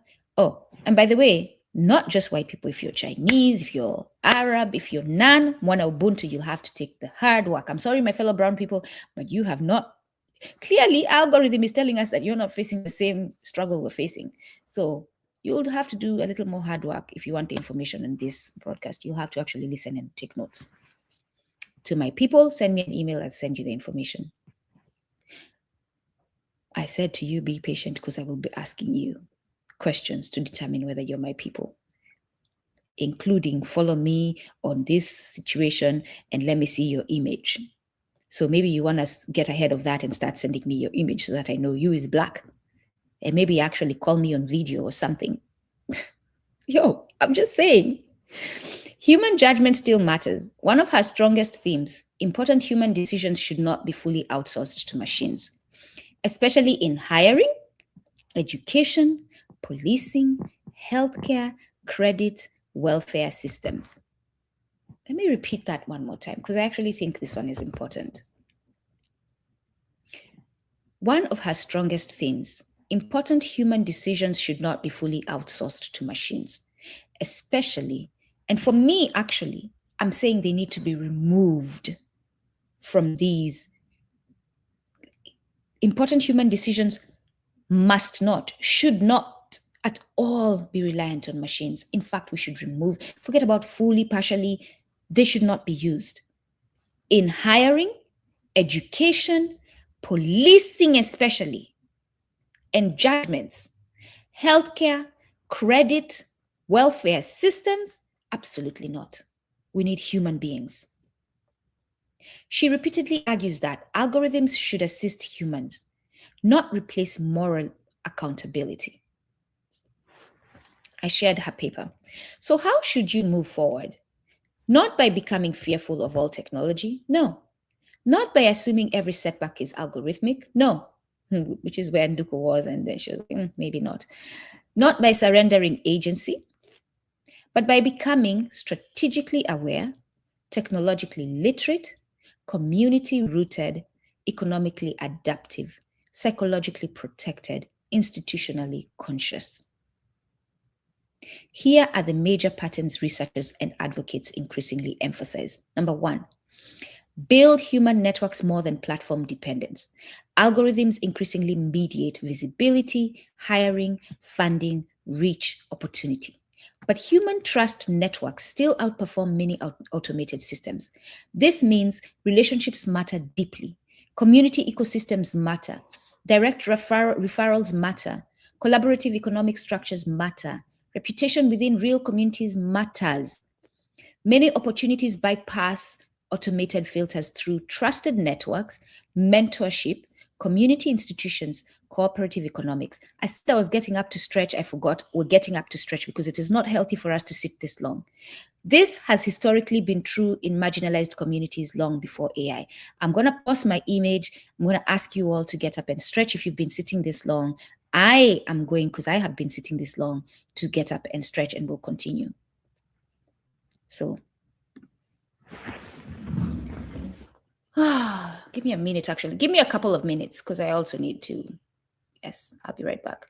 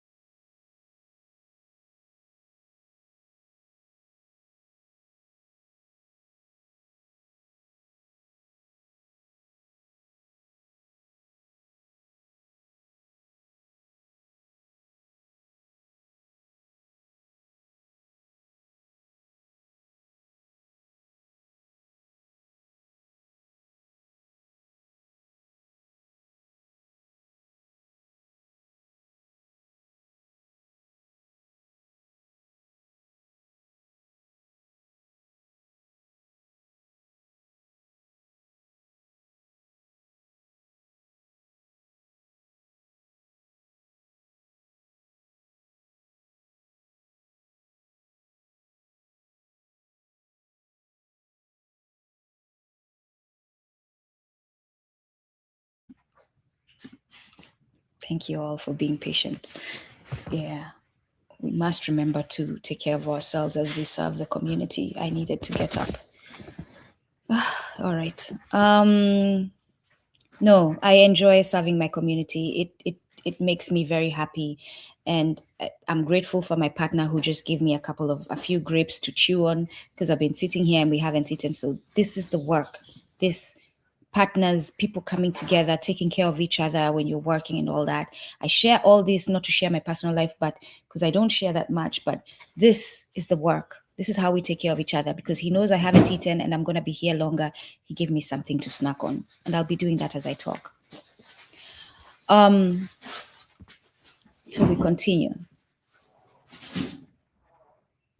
I'm going to repeat that part because I don't know where I stopped. So excuse me if I'm repeating myself. But human trust networks still outperform many automated systems. This means relationships matter deeply, community ecosystems matter, direct referrals matter, collaborative economic structures matter, reputation within real communities matters. Many opportunities bypass automated filters through trusted networks, mentorship, community institutions, cooperative economics. This has historically been true in marginalized communities long before AI. I realize I can't eat and talk.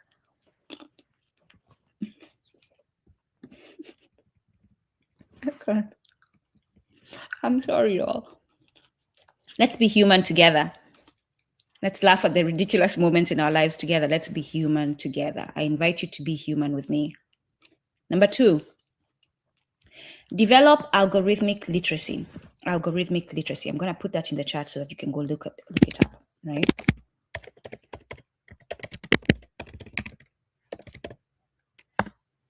There you go. I can use those moments to eat. Those moments when I'm typing.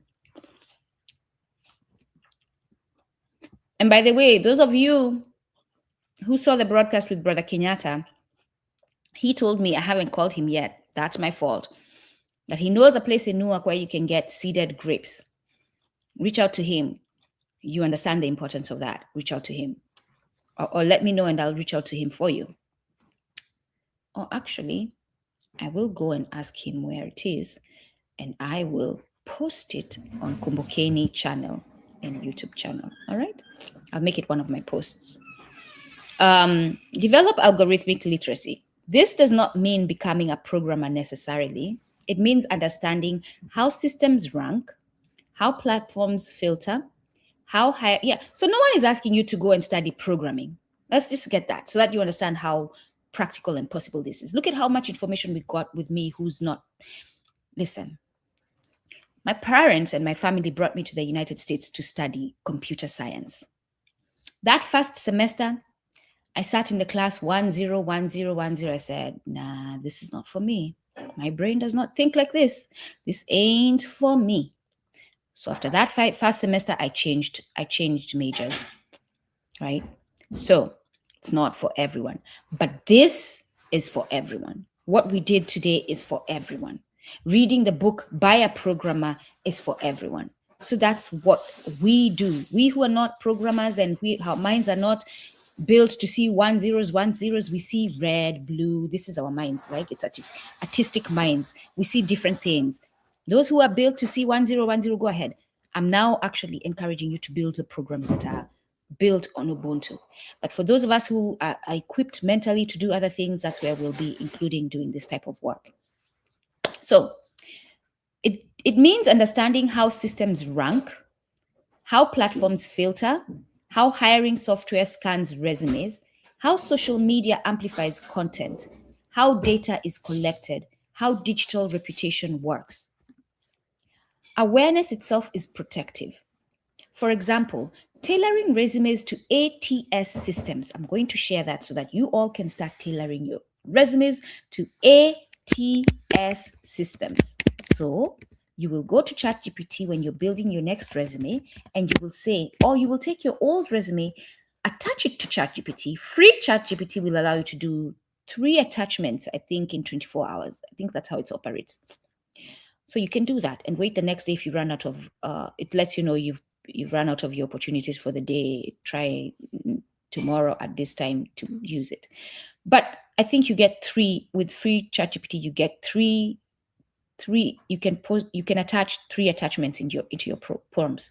So attach your resume and then say, tailor my resume to ATS systems. You could give that prompt a background and say, I have recently found out through Meredith Browsard, John Kleinberg, and Julia Dressel's research that algorithm is flawed, it is racist, it's built on racist data. I have been looking for a job and I realized that my resume could have been getting dismissed. I'm trying to build my resume so that I no longer get disadvantaged by algorithms. And then now you prompt it. Tailor my attached resume to ATS systems. Giving ChatGPT background is important. It is helpful. It is smart prompting. It always gives you really, really good results. So ATS systems, there it is. Understanding LinkedIn key. So awareness itself is protective. For example, awareness, tailoring resumes to ATS systems, understanding LinkedIn keyword behavior, maintaining searchable portfolios, documenting accomplishments concretely can materially improve outcome within flawed systems. This is adaptation without surrendering critical awareness. Number 3, avoid internalizing algorithmic rejection as personal worth. My goodness, Black people, especially after you learned this today, it should actually make you walk tall. This is extremely important psychologically to avoid internalizing algorithmic rejection as personal worth. You're literally making computers define you. Computer, a machine that cannot think by itself. It has to be told by a human being how to move. Go left, machine, it goes left. Even the dog, yesterday we were in New York, we saw a dog, a robot dog. White people be trifling, honestly. Anyway, I digress. Avoid internalizing algorithmic rejection as personal worth. This is extremely important psychologically. A growing concern among researchers. People increasingly experience opaque algorithmic rejection as existential judgment. But many systems are noisy, incomplete, statistically crude, optimized for efficiency rather than humanity. A rejection generated by an automated pipeline is not a full moral evaluation of your value, intelligence, beauty, or future. Number 4, strengthen collective economic resilience. Many scholars increasingly argue that communities harmed by algorithmic systems need cooperative ownership. Why am I asking you all? Why is my chat GPT running on the bottom there? So that if Ndukus, and you all know, as much as I call white people trifling in these broadcasts, algorithms are definitely picking up on me and pushing me to the side.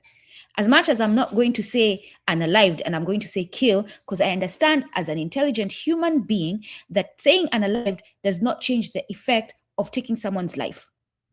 And now we have computers telling, and that will be addressed in my presentation. We have computers telling me that, oh, you have to say unalive.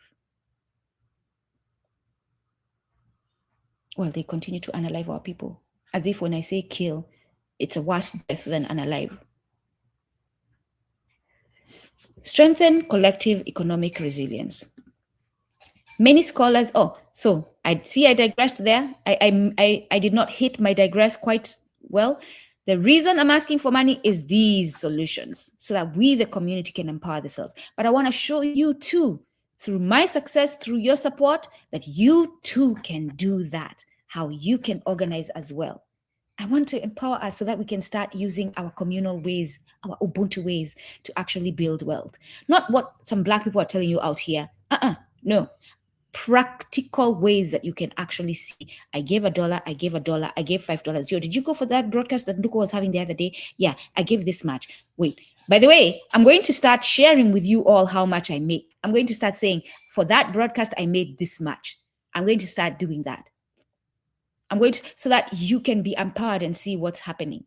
When I did this broadcast, this is how large my, and if I don't remind me, hold me accountable so that I can give you that information, because I have analytics, I can do that. Ask me, I'll tell you. Ask me, I will be transparent and tell you how much money I am making from these broadcasts so that you can see, when she called us to be communal and we were communal, especially if you're someone who contributed, you ask me, how much did you make? And I'll let you know if I forget to share it. I'll be sharing in posts. And I'm asking you all to hold me accountable. Why? Not because I don't want to give that information, but because I get busy, y'all. When I finish this broadcast, I'm going to make myself and my partner some food to eat. And then I'll probably pass out because I woke up too early and I slept too late last night. And then I have a book to read. I'll probably do that. And then I have a certification to get and I'll get on doing that. So, you see what I'm talking about? So I might forget to do this thing, and I'm asking you all to hold me accountable. Many scholars increasingly argue that communities harmed by algorithmic systems need cooperative ownership, mutual aid, local institutions, independent media, culturally grounded education, collective economic ecosystems. Why? Because dependence on centralized platforms increases vulnerability to invisible ranking systems. This does not require isolation from mainstream systems. It means diversify where your survival and dignity come from. Number 5, protect your attention and mental space. Algorithmic systems are designed to optimize engagement, to optimize emotional reaction, and we are going to see this. And now I'm talking about the situation in South Africa. And walk with me, my people. Be patient with me today.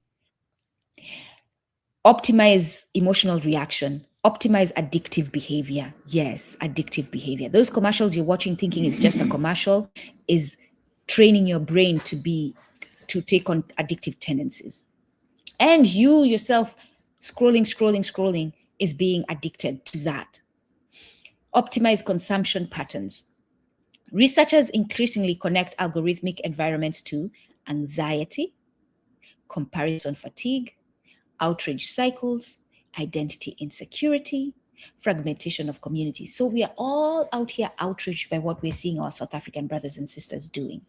And now we are disliking and hating them and blocking them and doing this and that, when algorithm is doing a number on us all. Protecting your mental clarity becomes a form of resistance. Number 6, Participate in governance and accountability efforts.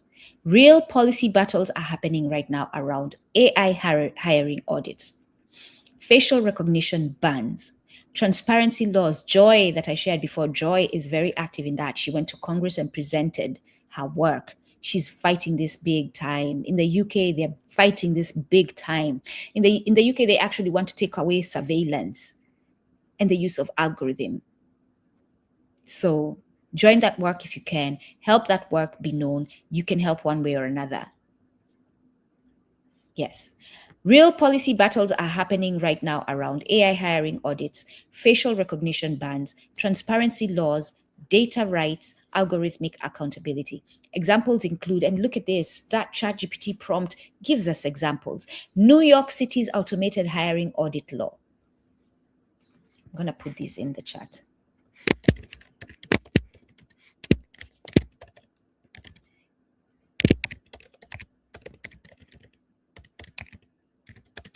These are the current cases going on and the challenges to these trifling activities. EU AI regulation. I told you in the UK, they're doing a lot of good work there. EEOC scrutiny of hiring systems. All right. And I'm going to share the Reddit link where this is mentioned.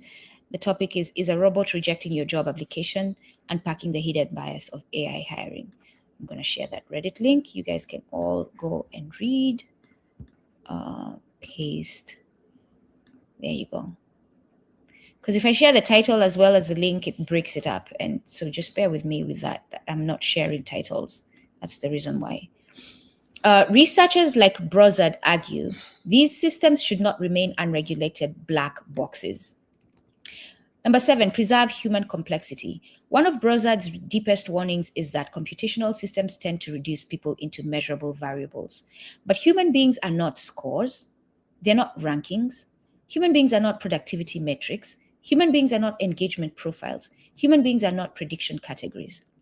Especially for Black women. Remember, my prompt was specific to Black women. That's why the results is mentioning them a lot. Especially for Black women, who historically have had to resist flattening stereotypes, preserving complexity, creativity, spirituality, relationality, and humanity matters profoundly. What the research ultimately suggests, the healthiest response is neither blind faith in technology nor total technological nihilism. It is critical participation, meaning use tools without worshiping them, understand systems without becoming consumed by them, adapt strategically while advocating structural change, build community power alongside individual resilience, refuse to let statistical systems define human possibilities. As Meredith Browsard repeatedly argues, computers are good at calculation, but they're not capable of fully understanding human social reality. That's the end of that result. And I follow it with a prompt. I'm sharing this prompt just to show you all. And let me, it reminds me because I was laughing when I said I was going to share this prompt. Image file. So you also, for those of you who saw the thumbnail that I had, I'll explain. Actually, I will show the thumbnail that I had before. So let me also show that in case you didn't see it. Thumbnail is the image that you put on your YouTube broadcast when it's pending. So that image that image that when you go to YouTube, you see my broadcast, and that image you see is a thumbnail. Thumbnail. Let me put that. That's a thumbnail. That's a technology term. You can learn that if you've not learned it before. That's a thumbnail. Let me share the other one. That's the one I went with. That's the one I went with, right? This is the one I went with eventually. And I'll show you through prompt. This part is just to teach you how to prompt when you're doing your work. So I created the thumbnails with AI. Why? Because it saves time when you have as much as you're doing. For me, this is a small place you can rely on AI creating thumbnails for your YouTube channel. So and now ChatGPT has this feature, right? So I use it. And it because before, when I was creating thumbnails, I'll have to go to Canva, I have to look at this image, I have to adjust it, I have to put in color, I have to change color, I have to reduce transparency, I have to enter that data right there, move it, put the check marks and all that. This would have taken long to create, is all I'm saying. And it took not even 2 minutes to create with my prompt. So this is the original image, and this was my prompt. I'll put it in the chat. I'll put it in quotes so that you know it's a prompt.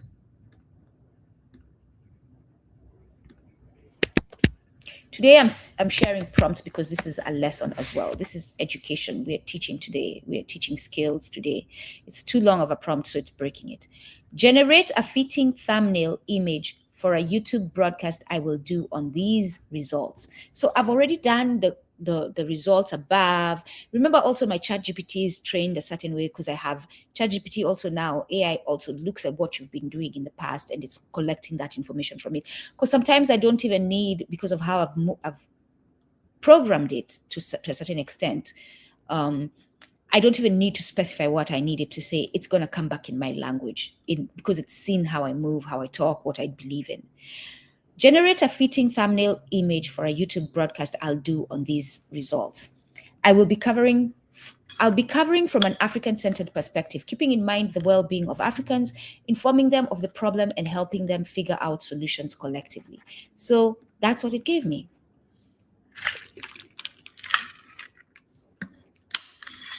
That's what it gave me. Look at that. Like, pay attention to the email. Dan and Nan, we can talk about that. Because I have a mixed feelings relationship with AI.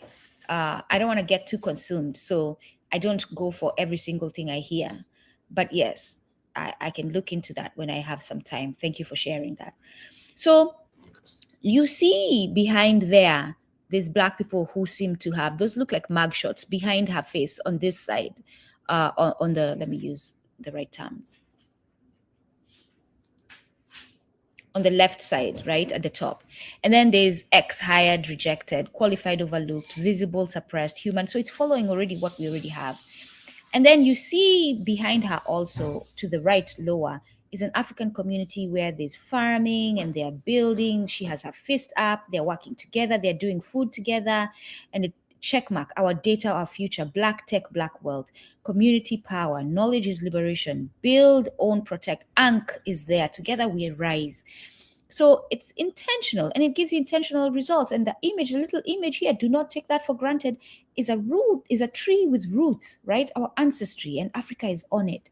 So that's what it gives me at first. But when I see it, when I look at it, the formatting, the sizing and all that, I remember before I had prompted it and I put it up, I uploaded it to my StreamYard for YouTube and it rejected it and said YouTube requires certain measurements. So I remembered that and I was like, oh shit, I need to correct. And my correction was, here's the prompt I did to correct.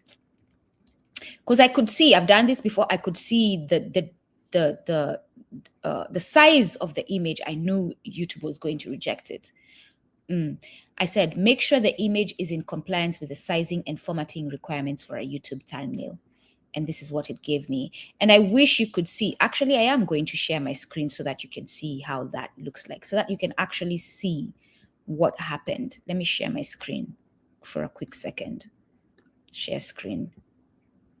Is that what we're looking at here? All right, let me know if you see that. So this is what the prompt I did at first, right? And it gave me this. And as you can see, it's short and what, like, it's from top to bottom, it's wider, right? And it's short. And I knew very well YouTube thumbnails, that format is not right. So see how this one is more narrower from top to bottom and longer. So that's the perfect sizing for a YouTube thumbnail. I don't know the numbers what by what, but that's how it looks. And now I'm just giving you the visual experience. That's how it looks. All right. So that's the correction I made, and that's what I got. You see how that looks and see the difference?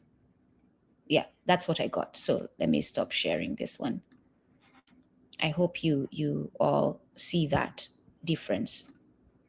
Again, we're in class today. I'm going to stop sharing. What am I stopping to share? This. Remove. There we go.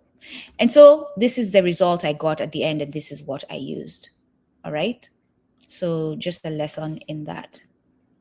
And actually, now that I'm thinking about it, I'm going to share my presentation. Let's do that. Let's just do that. Let's just do that.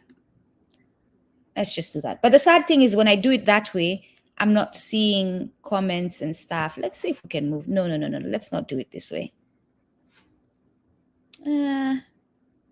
What do you all think? Tell me, do you want me to share my presentation this way as I'm reading ChatGPT to have it on the screen showing as I scroll up? That means I have to minimize this and go to that other presentation to enlarge it. So I won't be looking at the YouTubes. Like I won't be looking at this. I won't be seeing comments. I'll have to look at comments later.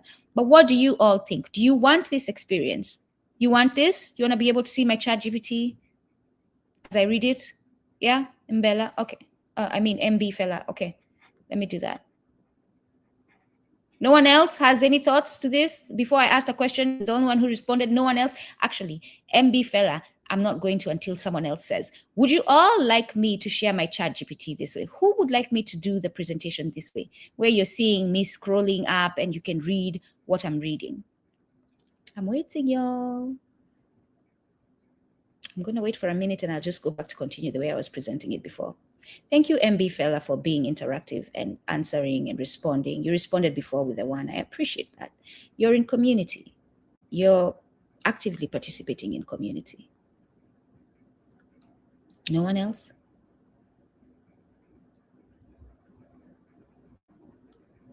So you all want to get Fs for this class. MB fella, you get an A.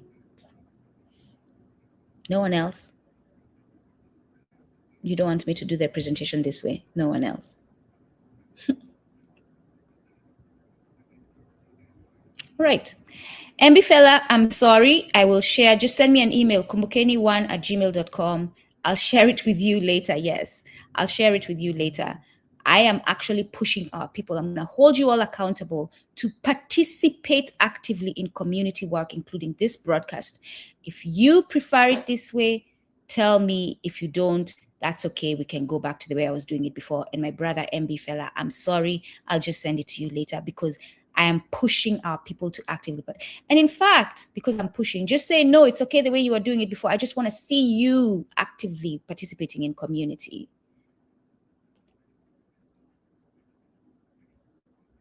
It's all good. Thank you. Look at that. Like, what a shame.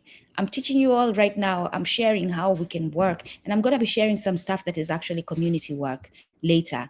And you can't even respond to a simple request on a broadcast that is informing you on whether you agree with one way or another. Like, we're not ready for liberation.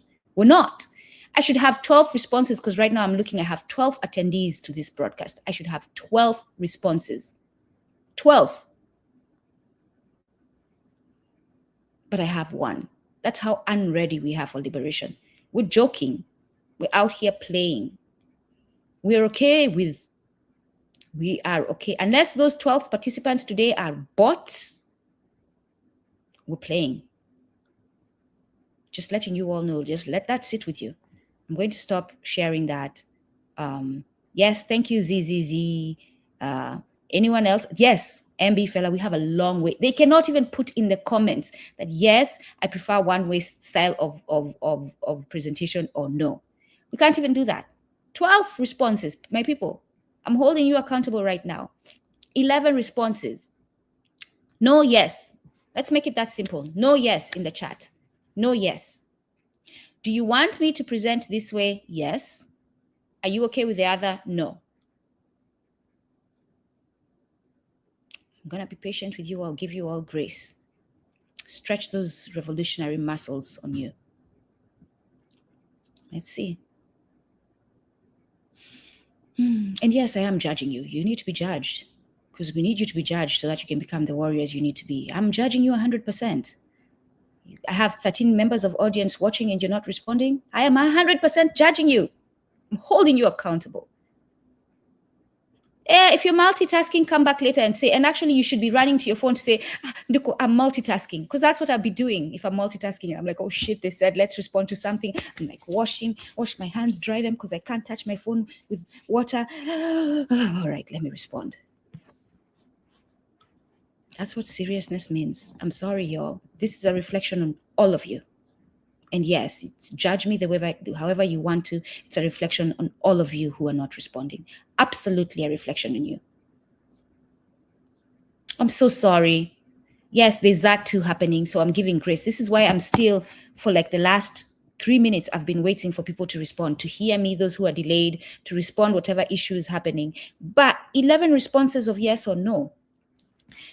I asked the question, do you want me to continue the broadcast sharing the chat GPT the way it is on screen right now so that you can see what I'm reading?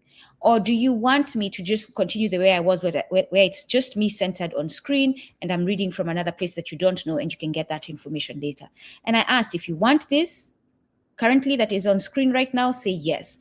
MB Fella responded, ZZ16, I6I70 responded. No one else has responded. I have 12 people right now listening to me.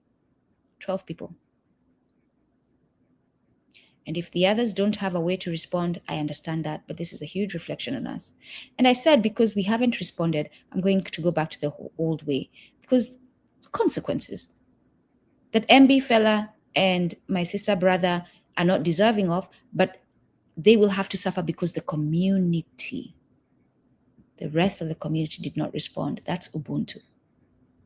When you all come out here and talk about I am, because you are, that's what that is. What just happened right now, that's what that is. Because you who are not responding have affected MB Fellas and the other brothers or sisters' experience today because they wanted to see it this way. And because I, the teacher, have decided that award Kutako, thank you, 3 more. I've decided that I'm going to move a certain way because I know how unprepared we are. But now I'm actually like, yo, I get a moment to actually hold us accountable on something. I'm going to use it. That's what I'm deciding. And to teach exactly what Ubuntu is in action. If you're watching me right now, I asked a question. Do you want, yes, I sound strict. Yes, you do not like it. You're not supposed to like it when I hold you accountable. You're not supposed to.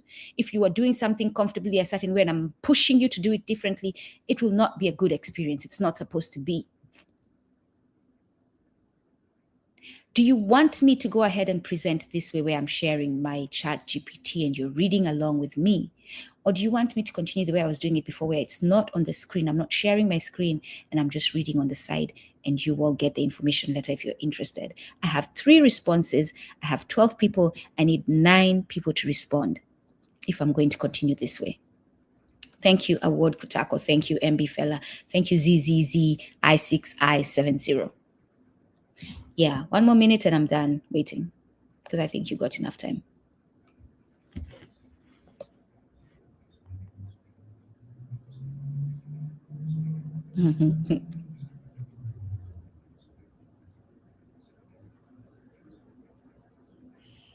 All right, let's go back to the old way. So my point, because this is a lesson on all levels, including whether you're prepared as a revolutionary, as a Black person or not, do better.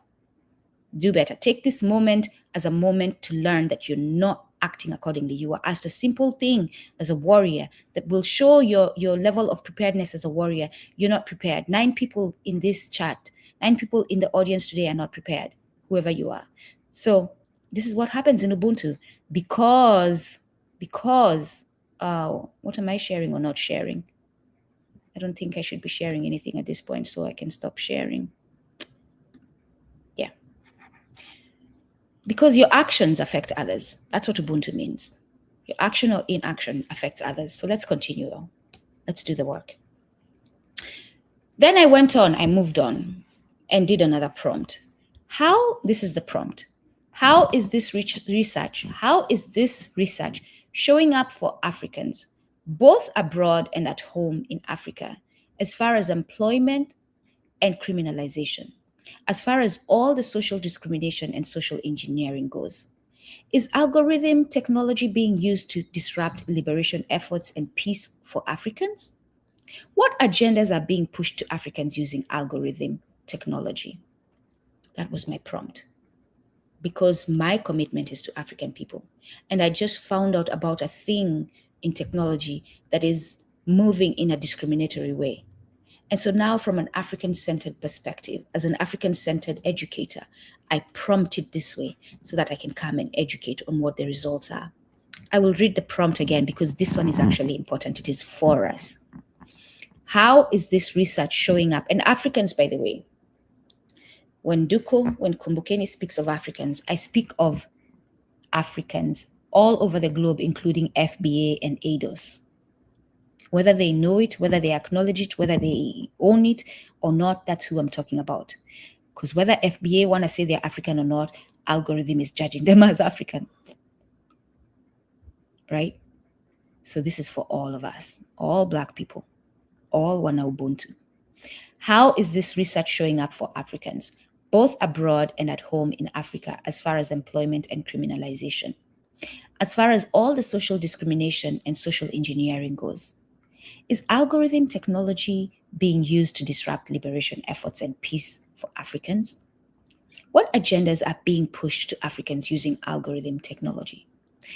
I'll try my best not to be disruptive on this one and just read. Actually, not disruptive, because that's not disruptive. My input is not disruptive. I'll try my best to stay more on what's, and then I can input later. Let me just do that. I'll read on this one so that you can actually pay attention. The research increasingly suggests that Africans, both on the continent and throughout the diaspora, are entering a new phase where algorithmic systems are shaping employment access, financial access, policing, political visibility, protest monitoring, media narratives, social reputation, mobility, and even definitions of risk. But it is important to distinguish carefully between number one, documented evidence, number two, reasonable structural analysis, number three, and speculation. The evidence for expanding algorithmic surveillance and governance systems in Africa is real and growing. The evidence for a singular hidden master conspiracy controlling all African life through AI is not publicly established.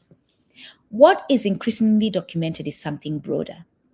Powerful states, corporations, and institutions are building systems capable of large-scale behavioral monitoring, predictive management, and social control. And Africans are deeply affected because many African states have weak privacy protections. Foreign technology vendors dominate infrastructure. Economic vulnerability increases dependency. Civic protections are uneven. And historically marginalized populations are often used as testing grounds for experimental governance technologies. How this is showing up in employment. Number one, platform labor and algorithmic management. Many Africans now work through ride-share apps, delivery platforms, remote gig systems, online freelance markets, social commerce platforms. In these systems, algorithms determine visibility, pay opportunities, customer matching, account ranking, and even deactivation. Workers can effectively be fired by algorithm. Researchers studying workplace surveillance and algorithmic management warn that opaque scoring systems, facial verification systems, productivity tracking, and automated fraud detection can disproportionately harm darker-skinned workers and vulnerable labor populations. This is particularly relevant in African and diaspora labor markets, where workers often lack legal recourse. Number two, imported hiring systems carry foreign assumptions. Many hiring systems used globally were trained primarily on Western employment histories, Western speech norms, Western educational pathways, Western behavioral expectations. Researchers warn these systems may misread African accents, penalize non-Western communication styles, disadvantage non-linear economic histories, and reward cultural conformity rather than accountable capability. Hold on, y'all, I need to change my sitting position.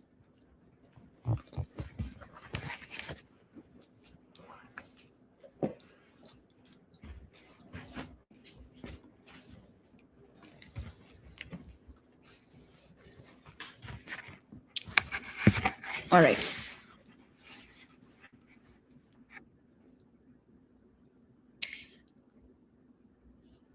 This becomes especially dangerous when African labor markets adopt imported systems without local accountability.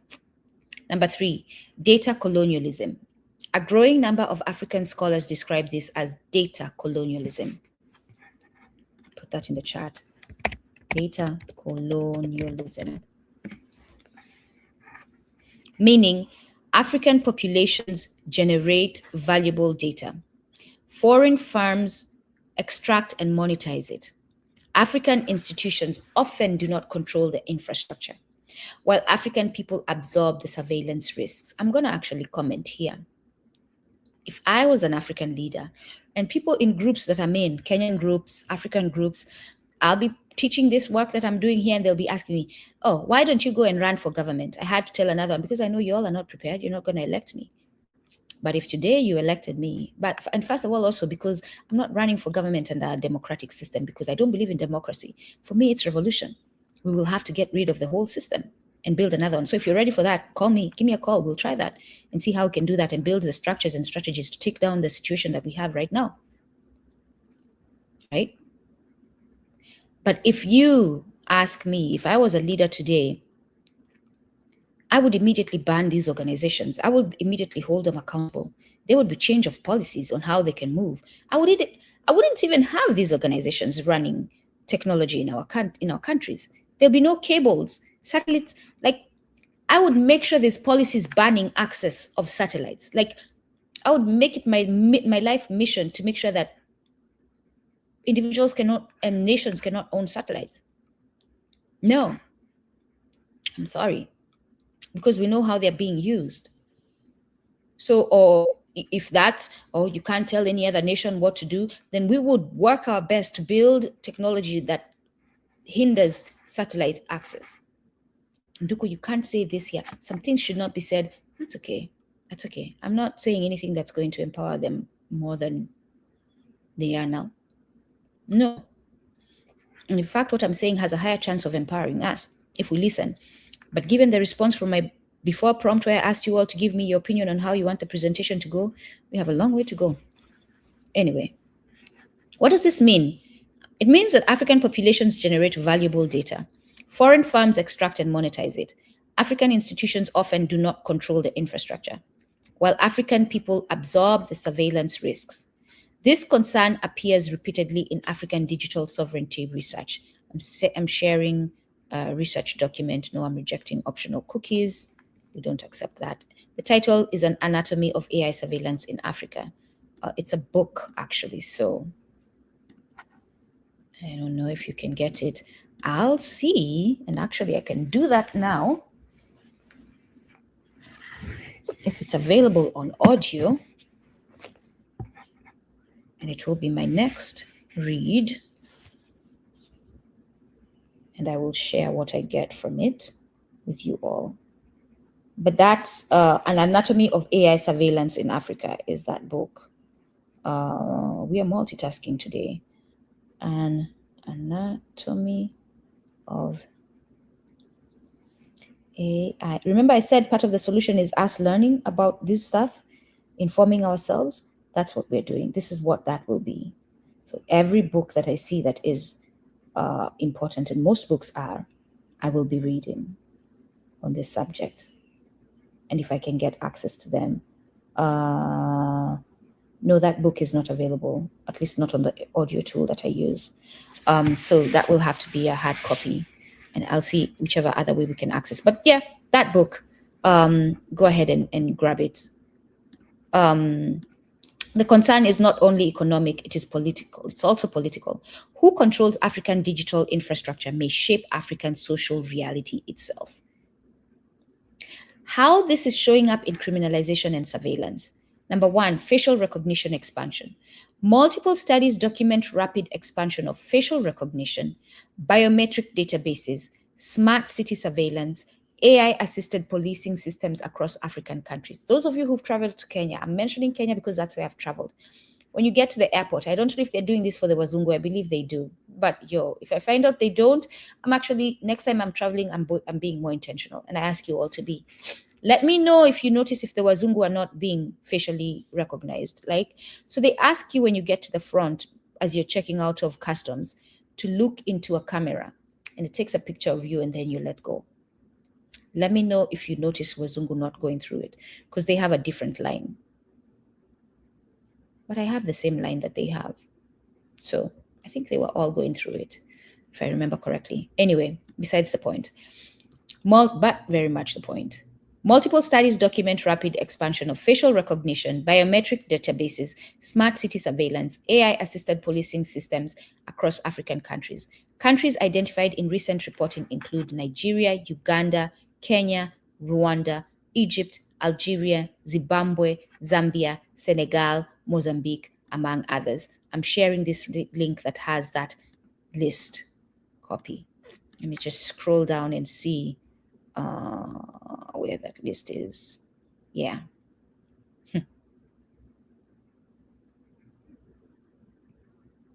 Yo, this is crazy stuff.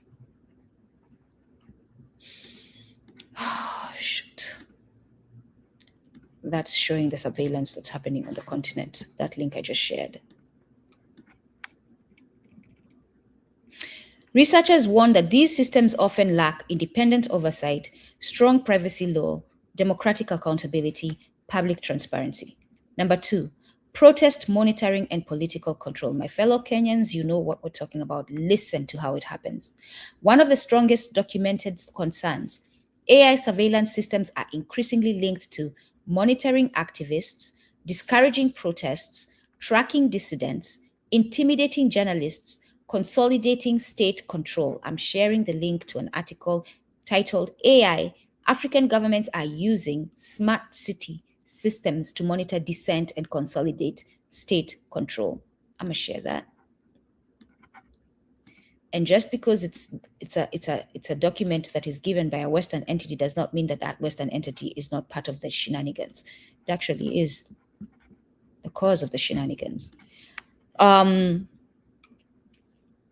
Researchers studying smart city, and those in Kenya we have one in Konza. It's called the Smart City, Konza Smart City. Researchers studying smart city surveillance projects warn that systems marketed as anti-crime modernization can become, and this is why you'll have, I'll just give you a good idea for those of you who encounter me or are in community with me. You'll be talking to me, or my someone in the community will send me someone that, and I'll be like, nah, I'm not talking to this person. This person is a capitalist. This person is this person is that. Because in the way they're talking to me, I hear all these things that we're being warned about.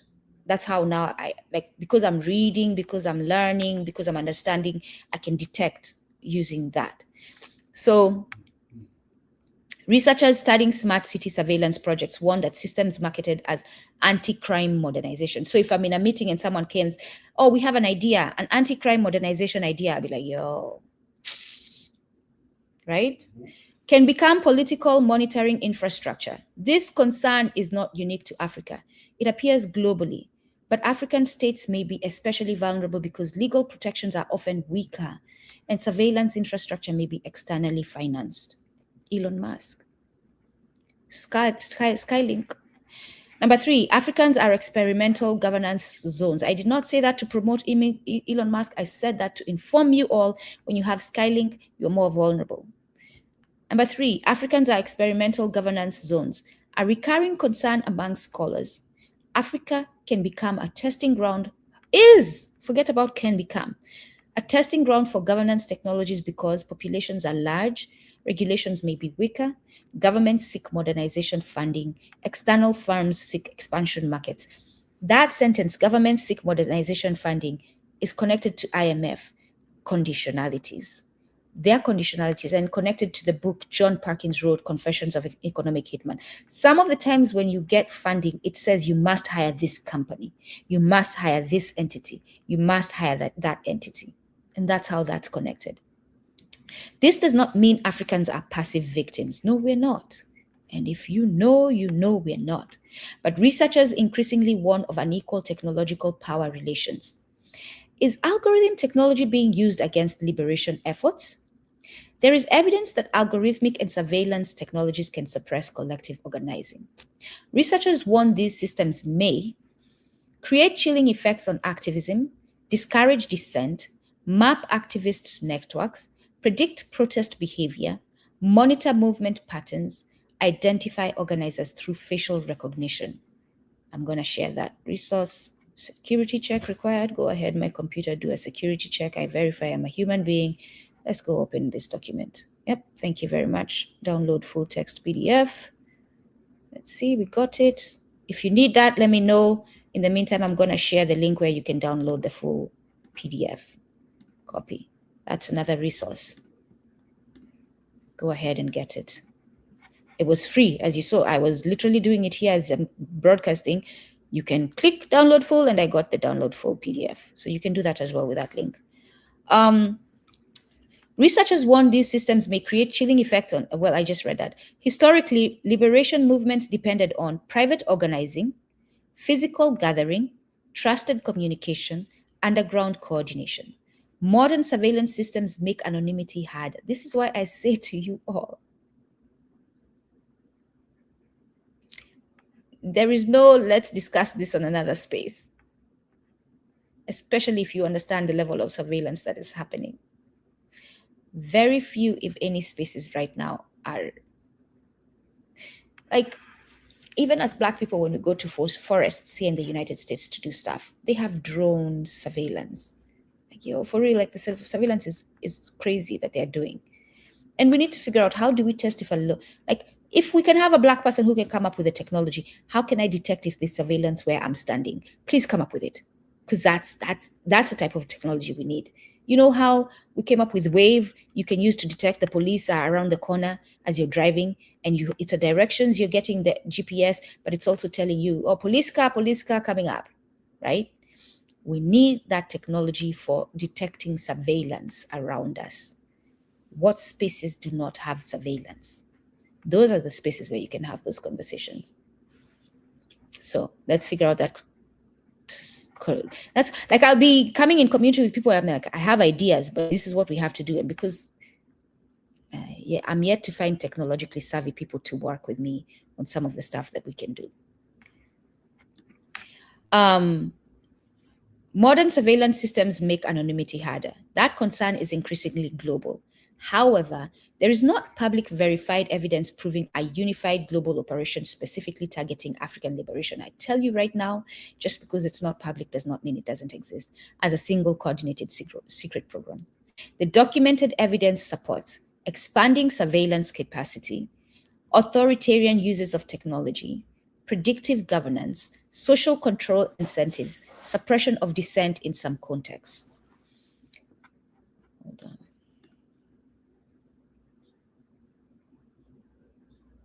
Ooh, I haven't seen that. And I do watch Mordecai. Please put the link on the, I'm going to go look, but to make my life easier, put the link in the chat, and for others as well, in the comments of that episode of Mordecai's that Mordecai did on AI. Please, please, please, please, please. Thank you. What social engineering pressures are being pushed? Researchers and critics point to several major pressures emerging through algorithmic systems. Number one, behavioral conformity. You all are out here talking about unalive. I'm like, yo. If I'm in your space and you say you insist, I'll do it just because you're insisting, because apparently you kick me off. I won't be able to speak if I don't say unalive.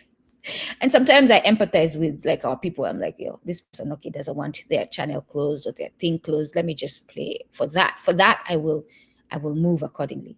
But you will not find me on Kumbukeni talking about unalive. I will say kill if there was killing. I will say that. Not because I'm a headstrong, but because I understand this is what I understand this, because I am reading that. That's why. Because I understand the minute I give in to unalive, they're going to move the goalpost and I won't be able to say unalive. They'll ask me to say something else.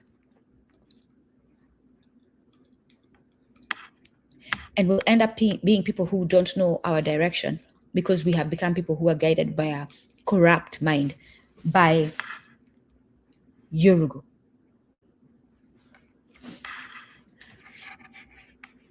Algorithms reward predictable behavior, platform-friendly speech, engagement optimization, consumption patterns, norm compliance. People increasingly adapt themselves to platform incentives, algorithmic visibility, digital approval systems.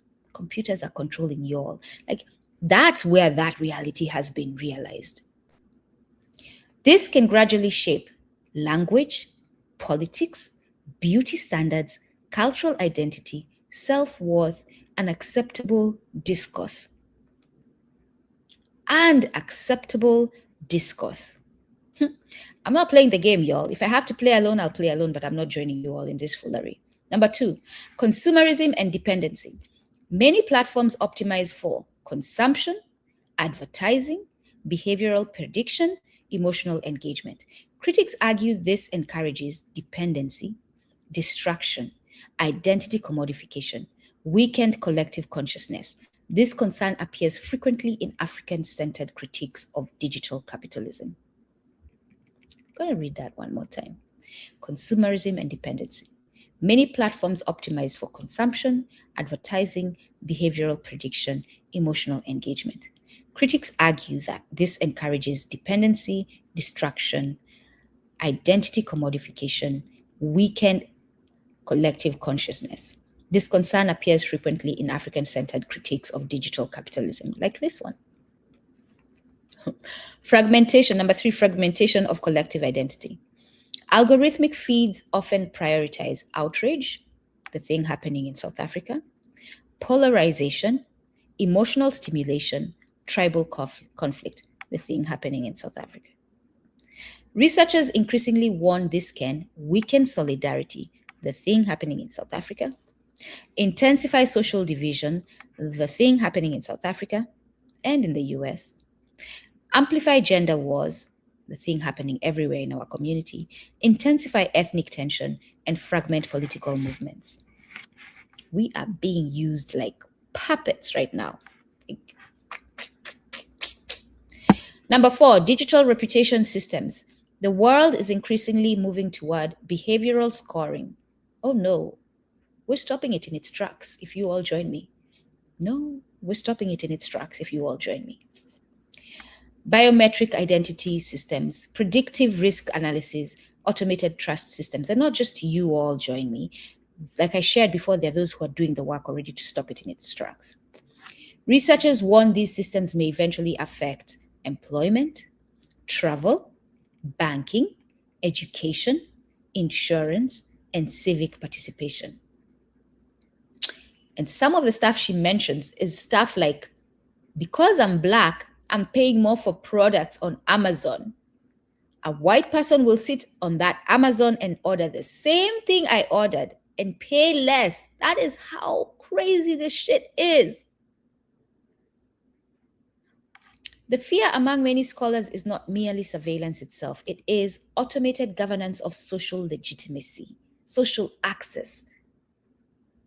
What many African-centered thinkers are arguing, African-centered scholars like me, organizers like me, and technologists, I can't say I am, increasingly emphasize digital sovereignty, Africans controlling African data, African infrastructure, African platforms, African AI development.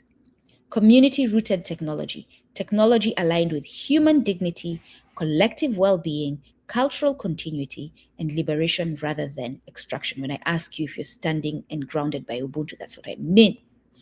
Technological literacy, communities understanding how systems manipulate visibility, that's what we're doing today, how data extraction works. And our brother before, Mr. Savage, you said you had the pod, and I said, if you want to come up, let me know and I'll bring you up. Just let me know. If not, everyone, you can see in the comments, I'll highlight that comment when I finish. If I forget, remind me. But yeah, our brother, Mr. Savage, he's on TikTok. That's how I've encountered him. Has a space or a resource that talks more about AI. Technological literacy, communities understanding how systems manipulate visibility, how data extraction works, how algorithmic influence operates. Independent institutions, reducing total dependency on foreign controlled platforms. opaque technological ecosystems, centralized gatekeepers. The most important reality, the danger is probably not one secret AI controlling everything. The larger danger may be something more structural: unequal power, opaque systems, concentrated data ownership, mass surveillance normalization, predictive governance, weakened democratic oversight, economic dependency, and gradual adaptation to algorithmic control as normal life. It is what it is, that statement. That's what makes it work. That's what's dangerous. Researchers increasingly argue that the struggle is not only technological, it is also philosophical, political, cultural, and spiritual. If you understand Ubuntu, you understand this. The central question becoming, who shapes the values embedded into the systems that increasingly govern human life? And I've said this before. Me and WanaUbuntu should not be under a governance system that is structured by white people. I shouldn't be. We should not normalize that. It is not normal. Me as a Kamba person should not have a representative in government who is Luo. That's not to be tribalist. That is to say that Luo man does not understand Kamba culture unless he's been raised in Kamba community all his life and understands the nuances, the culture, the ethics, the protocol, everything. So he can represent Kamba people accordingly in a just way. That conversation is a later conversation. That goes to governance and how I see governance for us Africans in the future, or hopefully today, because it should be there yesterday, this way of governing. So it's a different conversation. So that's it for that result. We're almost to the end. I go ahead, and this one was a long prompt. This is a prompt I say to ChatGPT, and I give it a thumbs up on that other one. It made me happy. I like what it did. Let's go. At least it followed, forget about even making me happy. It followed Kimbangu was born in Kamba, DRC Congo. You see what I'm talking about? Thank you so much. And I'm glad I stopped to read that. When I tell you, and when it is said by others, that African culture, all African culture originated from the Congo is the heart of Africa. Do not take that lightly. And that the evidence is in our linguistics. Do not take that lightly. I'll do my part and do the work to do the research and put it together for you all to read, because you all are, I need to see these many resources and all that. Okay, I'll do that. It might take some years. But thank you, my brother, for sharing that. That is so true. And I know this because I've heard Congo people talk, and what they're saying is in my life. I'll be hanging out with Congolese people. We're eating and they're talking, and I'm like, yo, that's how we say that in Kikamba. We are one people. No matter how much you fight and say, oh, we are not a monolith. We may not be a monolith, but we are one people, WanaUbuntu. And it's evident in our linguistics. So much so that I'll even show Black American linguistics, like the Galagichi, and even in the hood, how it's connected to African culture and African languages. So wish me well on that research. It will take long, I know, but that's part of the work I'm doing. And there's some who've done it, and if you can connect me with them, I'd be very grateful. There's a brother in South Africa I'm trying to get a hold of. He's done that work. Theophilo Benga has done that work. I want to connect with him. So I believe he's still with us. I believe he is. Anyway, this is a prompt I'm reading right now. I know where you are. I know who you are, actually, as you say that. Mogekoyo. You're either Kikuyu or Meru. So I know. And that's not being tribal. That is knowing your people. That is identifying your people. A prompt. How are Africans to counter this threat? My suggestion is to go, I'm prompting ChatGPT now. This is my, yeah, Gikoyo. There you go. Ohoro waku. Thank you so much for participating. How are Africans to counter this threat? My suggestion is to go back to the good old tried and true ways of interacting person to person. If we are talking about making a video go viral, we ensure that we manually share with as many people as we know and hold them accountable to watching, liking, subscribing, and sharing, and holding those they share with accountable to do the same. If we're talking about the criminalization of our revolutionaries, we as a collective global majority community stand with our revolutionaries in a way, in a viral way that disrupts the false narrative and defends them from an African-centered logic as our defenders and liberation fighters. Give other solutions that are keeping with this way of approaching the issue, an African-centered way. I just told ChatGPT what to do, to give me information, but to give me in a certain way with certain terms in mind and certain restrictions. And it comes back and tells me,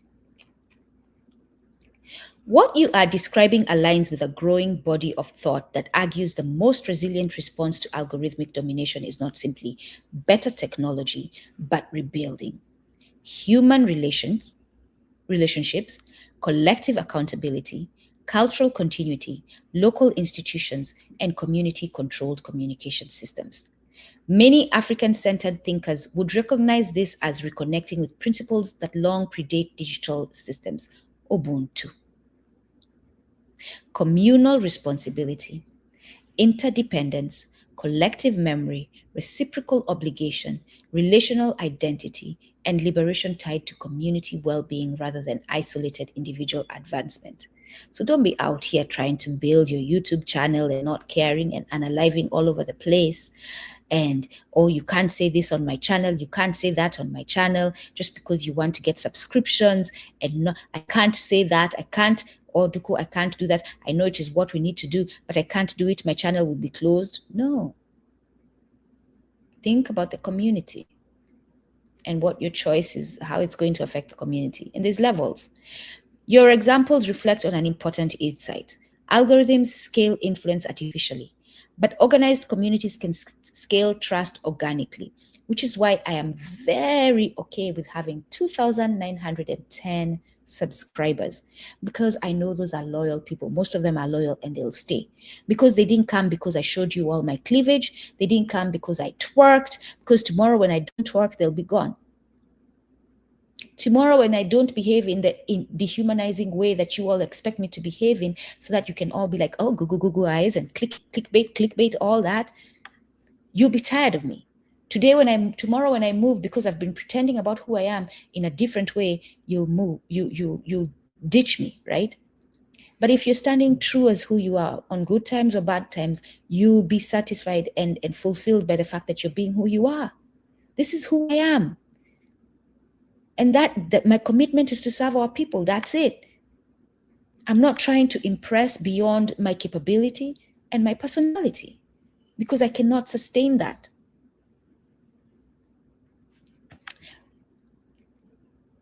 That distinction matters deeply. What distinction? Algorithms scale influence artificially, but organized communities can scale trust organically. Number one, rebuild human redistribution networks. You already identified it. ChatGPT is talking to me because I now brought myself in the prompt. You already identified one of the strongest countermeasures: intentional human-to-human dissemination.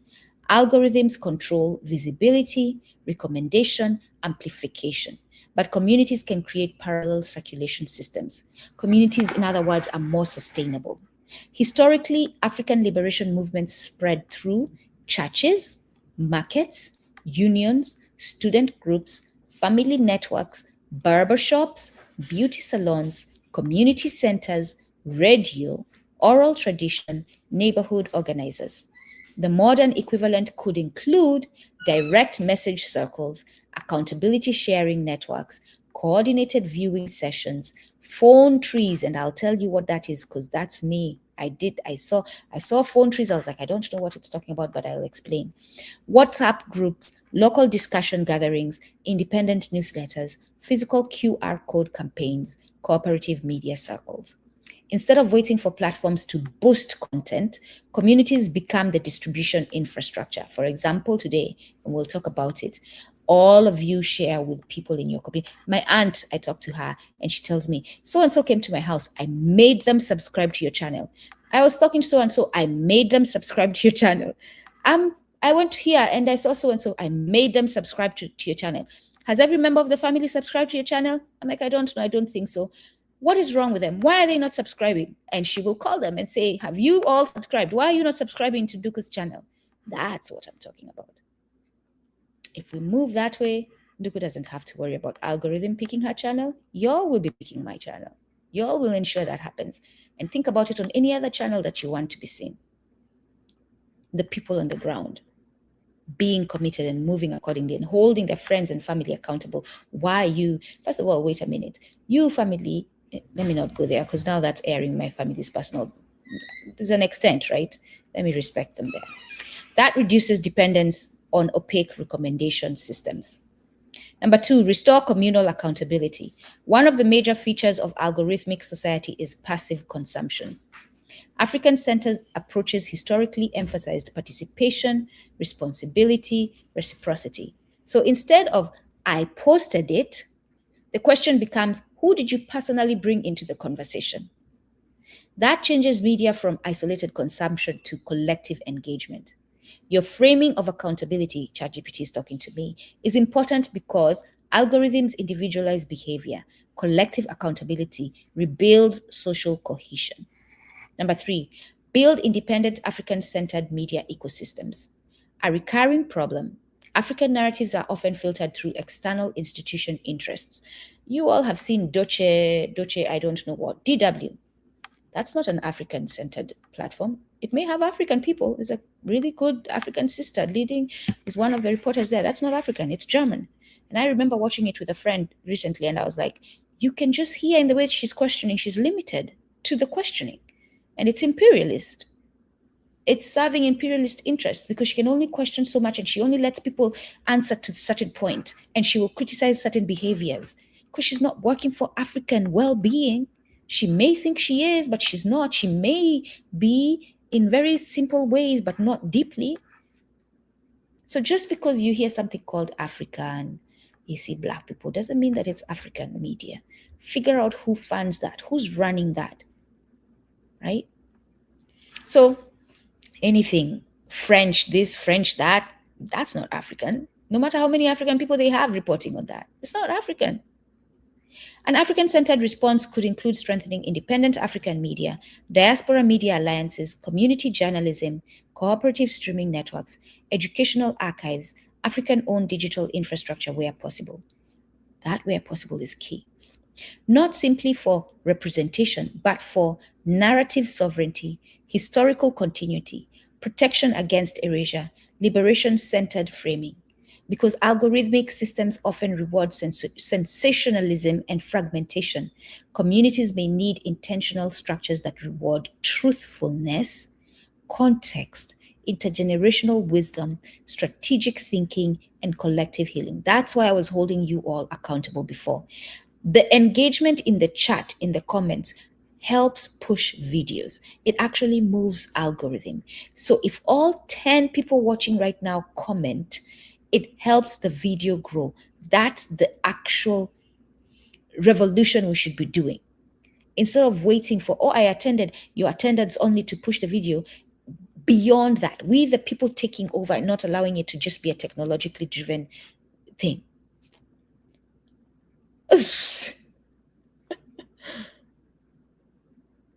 Listen, I will say that. Plant a tree. Do a dance after subscribing. No, for real.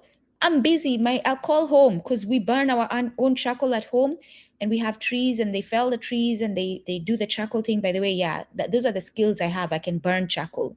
I can burn charcoal. I can weave baskets, and all those skills in the communities that we're going to be building will continue to be taught. That is, for the basket weaving, it is something I owe my grandma who recently transitioned. I must make sure that that skill continues to be taught. So yes, plant a tree, especially if you cut one, plant one. I'm always giving my brothers a hard time when they tell me they cut the trees. I'm like, you make sure you plant it, and in place of it, 2. If you cut one, you plant 2. And they're doing that, and I was very proud to find out that they're doing that back at home. So yes, plant a tree and do a dance. Dance is very healthy. It's very healthy. And I do that in communities that we interact more intimately than this YouTube broadcast. I'll stop. Maybe on one YouTube broadcast, you know what? Let me know in the chat. Do you all want to do a YouTube broadcast dance where we can get together and dance? An evening, a Friday night or something that we actually get together and dance with whoever shows up. just to send healing? Let me know, because dancing is healing. And I'll play music in the background and we'll dance. Let me know. Samuel Kamitha. No, I haven't heard of Samuel Kamitha. Let me know who Samuel Kamitha is. Yeah. Um, so because algorithmic systems often reward sensationalism and fragmentation, communities may need intentional structures that reward truthfulness, context, intergenerational wisdom, strategic thinking, and collective healing. Now, when I see a Black platform and I see it's moving accordingly, I like them. So if you want to know what platforms to follow, just look at Kumbukeni, whoever we're following, you can follow. There might be some in there that I've questioned since I followed them, and there might be some there that I follow for strategic reasons. For example, DW, although I know they're not African, I know I might get some information that might help, so I follow them. But I want to encourage you all to follow the African ones. Thank you. Send me about him. Yes. All right. Let me know if you all want to dance. Yes. We'll schedule a dance session. How about we say at the end of this month, we're scheduling a dance session. And if I don't hold me accountable to that, we'll do it in June. But this year, Kumbukeni must do a broadcast where we are dancing and listening to music and dancing. We will all dance.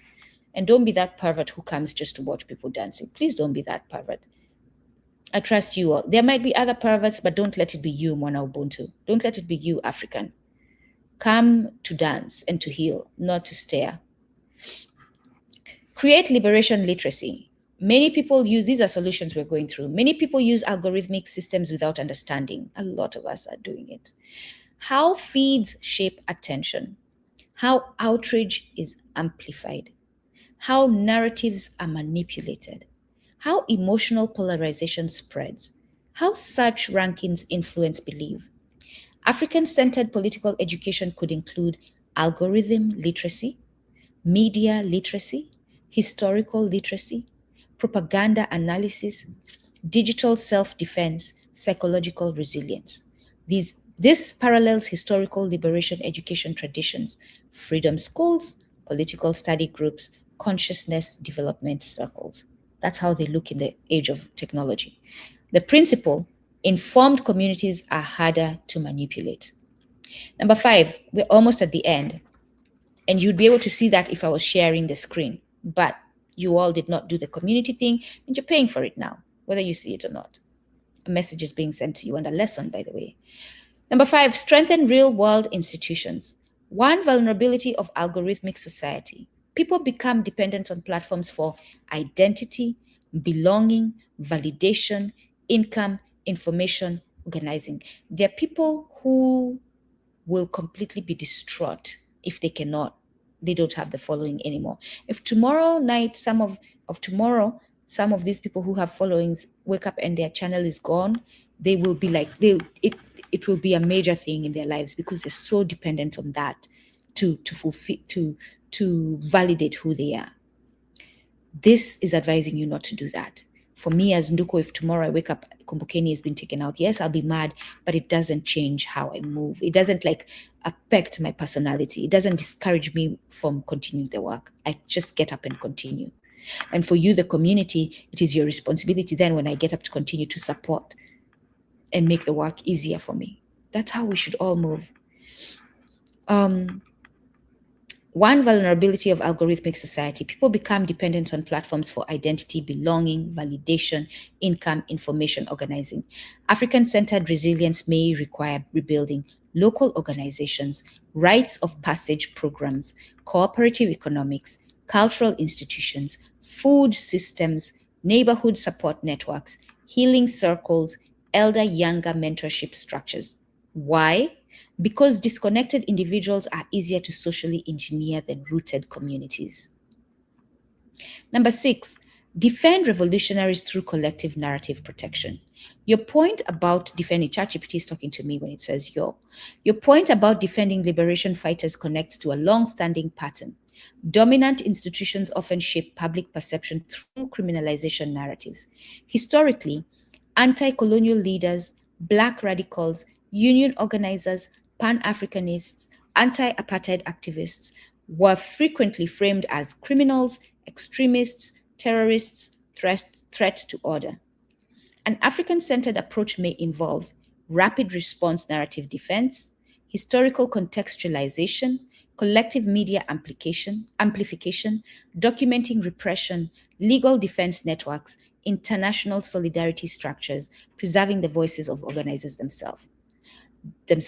This is especially important because algorithmic systems can amplify dominant institutional narratives very quickly. I'm glad to say that I saw this in real life recently. The lady who went to put out, and a few of them have, went out to put out false information about Ibrahim Traore. We all came down on her like a ton of bricks. She was crying and all that. That we did. We, the people, came and showed that we were more powerful. That's how we need to move. Number 7, build cooperative economics. We changed that narrative. They were trying to talk about Ibrahim Traore, and we were like, nah, you ain't doing this. And we called her out, and she was Black, and we called her out. Number 7, build cooperative economic structures. Algorithms increasingly govern employment access, platform visibility, financial opportunity. Communities that rely entirely on extremely controlled systems remain vulnerable. African-centered alternatives may include cooperative businesses, community investment circles, shared resource pools, local trade systems, collective ownership models, skill-sharing networks, community-supported agriculture, cooperative housing. Historically, many African and diasporic communities survived exclusion through cooperative economics long before digital capitalism. I'm going to share a quick story that I think actually will inspire you and help you. By the way, let me share the story because that thought left my mind. Regarding cooperative housing, when I used to work directly with the Uhuru movement, for those of you who know the Uhuru movement led by Omali Yeshitela, we visited St. Louis, where their main office is now, and they were showing us the cooperative housing they're doing. I'm sharing this so that you understand how you can do cooperative housing. One of the buildings they bought a building, a rundown building, they redid it, and they built it. And this one was for men or for women? This one was for men. And you can do it that way. But former imprisoned Black people, they built it for them, and it has different rooms to be occupied by different people. It is built the way they rebuilt the house was so that it had private rooms, but community spaces and the kitchen and all that, designed for them to stay in a community cooperative housing system. But they have a place when they leave prison they can come to. It has books. It is intentionally designed in an African way. Literally, they had tables, wall hangings. Like, it was so intentional, I'm telling you. It was so intentional and well done. So that's how you can do that. Number 8, preserve cultural and spiritual grounding. One often overlooked aspect of algorithmic systems. They constantly compete for attention, identity, emotional energy, self-definition. African-centered approaches often emphasize ancestral continuity, spiritual grounding, communal identity, sacredness of human life, relationship to land, moral responsibility to future generations. That's literally Ubuntu in a nutshell. These can function as stabilizing forces against hyper-individualism, consumer identity, algorithmically driven insecurity, cultural fragmentation. Number 9, prioritize intergenerational transmission. Algorithms reward novelty and speed. Pun intended. Liberation movements require memory. African-centered resilience may involve intentional preservation of oral histories, organizing traditions, liberation philosophy, indigenous knowledge systems, elder wisdom, movement lessons, because communities without historical continuity are easier to manipulate repeatedly. You ask me why we must learn our history? That's why. Number 10, use technology without being dependent on it. A balanced African-centered strategy may not reject technology entirely. Instead, use platforms strategically, diversify communication channels, avoid total dependence, maintain offline structures, preserve face-to-face organizing capacity. Historically, liberation movements survived because they could organize beyond centralized systems. They maintained trusted human networks. That principle still matters. The deeper principle, what many researchers, organizers, and African-centered thinkers increasingly converge on is this. The real struggle may not simply be humans versus technology, It may be communal humanity versus systems that reduce human beings into predictable, manageable, monetizable data points. Capitalism. Your proposed approach, my proposed approach, ChatGPT is talking to me because I prompted it. So, your proposed approach, direct relationship, collective accountability, intentional solidarity, communal dissemination, narrative defense, and liberation-centered organizing directly counters several core dynamics of algorithmic control. Which are those? Isolation, passivity, invisibility, fragmentation, dependency, and psychological manipulation. In that sense, many of the strongest responses may actually be very old human practices. Knowing each other, teaching each other. That's why I say to you all, on Thursday, we have a dinner on Thursday, and check out for the broadcast I had with Akil Kalfani, Dr. Akil Kalfani, Mwalimu Akil Kalfani, I call him. But I'll also be posting it this weekend, or by Monday, I'll be posting about the event. And if you have $130, because that's how much it is to buy that dinner ticket, the funds are going towards supporting the African Studies Department at Essex County that Mwalimu Akil Kalfani leads. That's why you'll hear me saying to you, show up. Because if I'm there, I want to see you. I want to talk to you. I want to build outside of this platform. I want to actually know who follows me face to face. I want to know what your thoughts are. I want to hear your advice. I have people who follow me who've said I have some critiques. Share them. I want to know what you think. But more than anything else, I want to sit and eat with you. I want to hear the music and laugh with you and dance with you and talk and kiki and just be with you. So when we share these spaces where we're going to be, where events are being held, whether I show up or not, show up if you can. So on Thursday, there will be an event. At the end of this month, there will be the BAM Festival. I forget the full name, but at BAM, the Brooklyn Arts Museum, I believe it is, in Brooklyn, there'll be a festival there, a 3-day festival. We're going to be there for that as well. And I hope to see you all there. If you see me, say hello. Say hello. I'm a human just like you. I'm not special. I'm not in that sense. We're all special, but I'm not more important than you. And you should not feel intimidated when you see me on the streets. Talk to me, because that's what we need to do. So knowing each other, teaching each other, defending each other, that one I hold very passionately. I will tear you down if you're bringing my people trouble, and I can. I will, yes. Feeding each other, remembering together. So I literally did that, and organizing with shared purpose rather than algorithmic approval. I teared a sister, a Black sister. I don't know if I should call her a sister, actually, given what she's doing.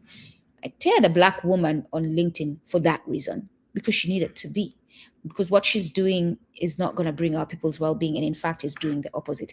And even worse than that, she's using Ubuntu as the principle that she's literally marketed her stuff as Ubuntu mathematics, Ubuntu this and Ubuntu that, continuing the dilution of the principle and the confusion on what Ubuntu means. And I tore her down. For that reason, we must be warriors out here in defense of our culture and our community. We must be, or else it will be diluted and it will mean nothing. I believe this is the last prompt and results I'm about to read. Let me look and confirm that so that I can give you guys hope that this is about to be over. Yes, this is the last prompt. Remember I said to you the term I encountered and I didn't know before? Phone trees, right? Phone trees. I'm going to put that in the chat. We are at the end, my people, and I thank you all for being patient and remaining for 3 hours, going on 4 hours. 3 hours, 39 minutes and counting. So I said, ChatGPT, what are, and I put in quotes, phone trees? Explain in detail that a little child would understand the explanation and be able to explain to someone else who needed to understand what phone trees are. ChatGPT said, a phone tree is a way for a group of people to quickly share important information with many others by having each person call a few more people, like branches growing from a tree. Imagine this. You have a big family reunion or community meeting coming up, and one person needs to tell 100 people about it. If only one person made all 100 phone calls, it would take a very long time. So instead, the group works together. that community, communal being, right? Here's how it works. Person one calls 2 people. Those 2 people each call 2 more people. Those new people each call 2 more people. The message spreads very fast, just like a tree trunk grows into branches and branches grow into smaller branches. The information spreads outward from person to person. A simple example. Let's pretend Grandma has important news. Community meeting tonight, 6 p.m. Instead of Grandma calling everyone herself, Grandma calls Amina and Kofi. Look at my chat GPT, by the way. I did not ask it to give me those names, but because of my past prompts and how I have trained it to think African-centered, these are the names it's responding me with. You have the power, my people. Instead of Grandma calling everyone herself, Grandma calls Amina and Kofi. Amina calls Zuri and Malik. Kofi calls Nia and Jabari. Zuri calls 2 more people. Malik calls 2 more people. Soon, everybody knows. That is a phone tree. Why is it powerful? Phone trees are powerful because people do not have to wait for TV or social media. The community controls the communication. Information spreads through trusted relationships. It works even if algorithms do not promote the message. It is people-powered communication. Why liberation movements used phone trees? Before the internet and smartphones, churches, organizers, families, freedom movements, neighborhood groups used phone trees to organize meetings, warn people about danger, support protests, share urgent news, protect communities. The Black Panther was really good at this. For example, if police were coming to arrest someone unfairly, listen, my people, I'm giving you strategies, implement them if you can. If police were coming to arrest someone unfairly, a phone tree could quickly alert the community so people could gather, observe. I said this before. So we have police killing us on the streets. We need to build an app. My Black people who are technologically savvy, go ahead.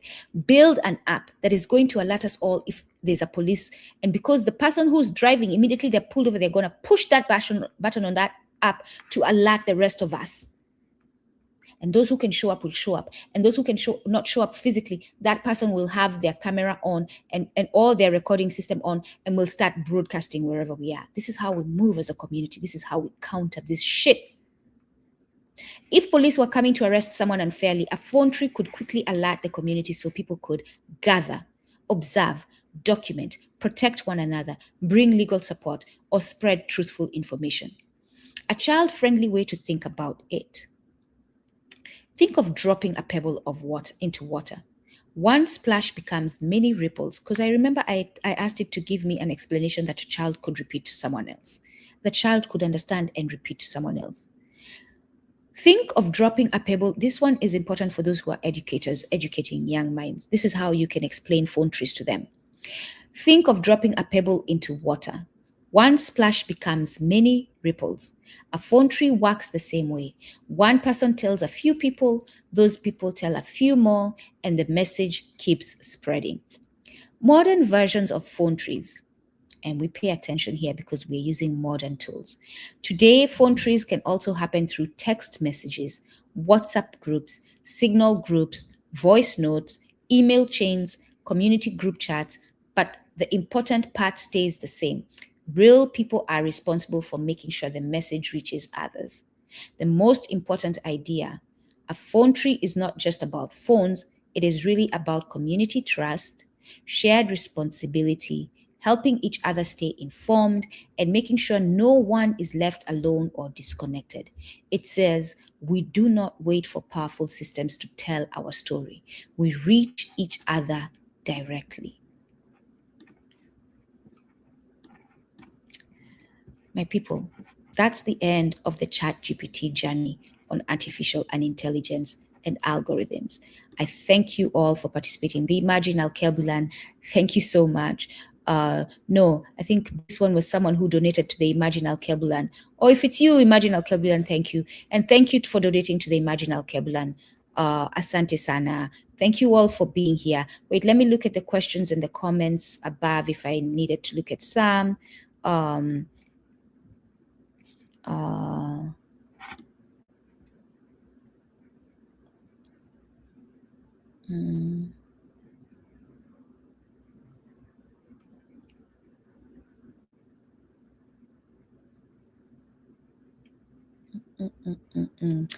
Dan says, from my perspective as an observer, AI is a lie. It is mass compute. It's a lie. It is. When time permits, Mr. Savage, so this is what Mr. Savage said. So he's on that at Mr. Savage 18665, I believe. In TikTok, you can follow him and follow up on this.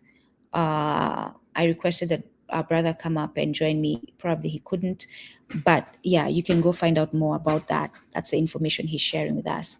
Greetings, I'm here getting ready. Abakose Mudiwa. Hey, my sister. Thank you for being here. Thank you. Good to see you. Noare, get Yurugu now before these folks take it away permanently. By the way, y'all, get that book. This is the book. Get it now. Thank you, Noare. This one. It's interesting that it said, and Dr. Marimba is the real deal, on similar conscious as Dr. Francis Crest. No, yes, she is. Yes, she is. Yes, she is. And that's not idolizing her, that is recognizing. It is better than Africans don't train Western AI. It would be against African interest. It's not necessarily training Western AI.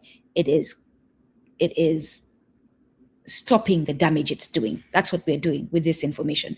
How you're going to move to stop the damage it's doing, because it's operating. Like I explained to you, whether you choose to be on it or not, it's doing the damage. It is, unfortunately, because it's also connected on the phone that you're using. Even if you're not actively participating, unless you're not using these smartphones, it's everywhere. It's everywhere. If you sign into a computer, if you go onto a public website, anything, it's everywhere. If you pay for something, it's everywhere. There's no avoiding it. So now it is learning how we're going to take over the system so that it stops harming us. And hopefully, eventually, we can shut it down, which is now Ubuntu. Africa should behold smaller scale models based on indigenous perspectives and logic. I am 100% supportive of that, to address specific subjects or tasks. 100%. I have actually gone further and said, if anything does not promote life, it promotes death. It must be abandoned. I don't care how shiny it looks, how nice it looks, how good it smells, how beautiful it is. It must be abandoned. We cannot do it. And those who work with me in community who are building know that I will reject a project immediately, no matter how much money it's going to make us, if I see any inclination of harm to our people. Dan and Nan again said, it was enabled because of how the nation handles colonized African people trafficked to the colony. I forget what that was in reference with, but I agree. Greetings, just got here, my sister. Yes, greetings to you as well. Peace.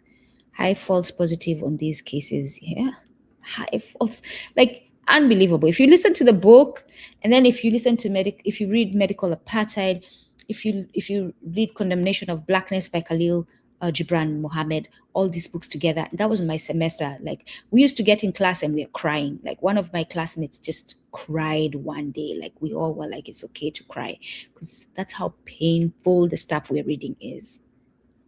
To witness the ma'afa on our people, the evidence of it is painful, but we must witness it so that we understand the seriousness of the moment and what must be done. And then I shared a few sources. There needs to be accountability when the algorithm harms someone. Yes, and that's what we need to fight for. Who oversees these things? Very little law overseas. They have free reign right now. What they input in the algorithms is what comes out. Absolutely. Racism in, racism out. Absolutely. Great work. Thank you. Asante sana. Thank you for letting us know how to move. Absolutely. And it's not even letting you, it is suggesting, it's presenting what I found, and then you decide. But yes, absolutely. And move, my people, now that you know. The last thing you typed is not populating in the chat. Oh, what did I type? The last thing I typed was proxy variables. That's what I typed last. So if it didn't populate, that's what it was. And algorithmic flaws. That was the last thing before your comment, my sister. 100% agree. Thank you. Asante, asante. The premise informing colonizers' mass compute system is the Eurocentric hegemonic capitalist realism. Yes, this is capitalism showing up. Because capitalism is about making profit, it doesn't care about human beings. And so they're not going to do the work to actually take away the racist history. They're going to just dump that racist history and build something to make profit. And she gives examples of much more reckless behavior in the book. Did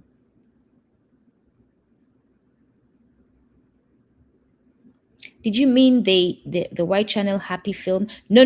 This is a black YouTube channel. Yes, the YouTube channel. I see. Now, see the confusion because people are writing white as YT too. Yeah, the YouTube channel Happy Film is what I meant. Yeah, Happy Film. Higher view, techno chauvinists. Yes, pattern similarity. Karibuni, those who are saying thank you, Karibuni. It makes so much sense. I know it does, right? It's crazy because I'm going through this process with a new career now, but I didn't know this information. Now that you know, my brother, move accordingly. Go do your resume on that ChatGPT. Tell it to follow that I showed you, the ATS system, to build your resume on that and see whether it moves differently. And if not, call that organization. Like, let's start figuring out how we're going to, if you had people who recommended you, tell them, could you see what they used? Do you know if they used algorithm to judge the candidates that applied for the job? Let me know. How have they built their algorithms? Like, however much we can get information, let's get it. I posted the link to the PDF. Asante sana, but sijui ilipotea somehow. Pole. That's another Kenyan. Karibu, asante for showing up. Absolutely, Noire, absolutely. These paranoid psycho fools are trying to strip all Black history and information. This man gets to crack me up with the way he talks every often. Anyway, save it any way you can by any means necessary. Yes, thank you. Lazima, hakika lazima.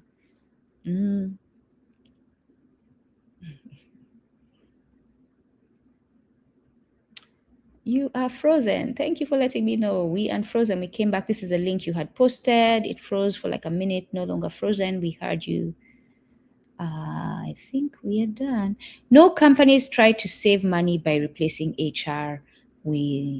Do companies? Yes. This is the question. This is a question, so let's highlight. Do companies try to save money by replacing HRs with AI? Why can't humans keep deciding who they are? Yes, definitely. That's what it is. It's capitalism. It's saving money, but also it's techno-chauvinism, thinking that computers can do the work better. I remember at the organization where I was working when they first introduced translation software. And I was like, no, I don't care what you say. It's not more valuable. Why do I say? And I was literally, they would say all translators must put the information here so that it can be collected in this database. And I wouldn't. And I'd be penalized during performance review and I didn't give two shits. I just didn't because I knew better. I'm not going to be a part of the nonsense. It being what are Meredith's browser's thoughts on all of this. Asante for contributing. Well, Sam, thanks for the information. Karibu. Artificial. Oh, so that is the Imagine Alkeluan who's commenting. Thank you, my brother. Good to see you there. Self-education is very valuable. Thank you for this, Nduku. Karibu. Asante sana. Karibu. My pleasure, honestly. I couldn't wait. Like all week, I scheduled it earlier in the week. I was like, I need to tell my people this. I wanted to put the book down, and if I could call of you, would have had a call. Yo, guess what, y'all? What I found out. So this is the call with you all today. So my pleasure to provide the information. It has made it so much worse for sure. Yes, it has. Algorithmic literacy. I believe like the algorithm has become increasingly bad mind lately. You have no idea. Yes, they're doing some work in the UK. I think I posted, check out Kumbukeni's posts on YouTube and everywhere else I am, check out. I posted the film that I'm referring you that Joy did that shows some examples of what they're doing in the UK, if you want to follow up with that. London is one of the most surveilled cities, like crazy stuff is happening there. I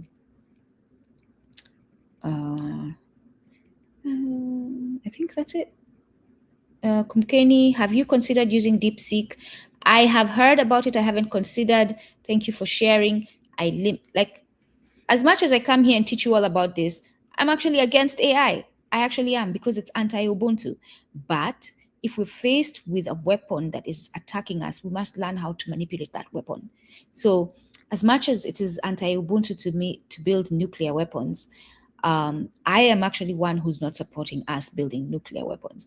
I think we should focus more on technology that counters nuclear weapons, that actually sabotages their technology, so that when they go to push that button, the thing does not even work, because we've already sabotaged the technology.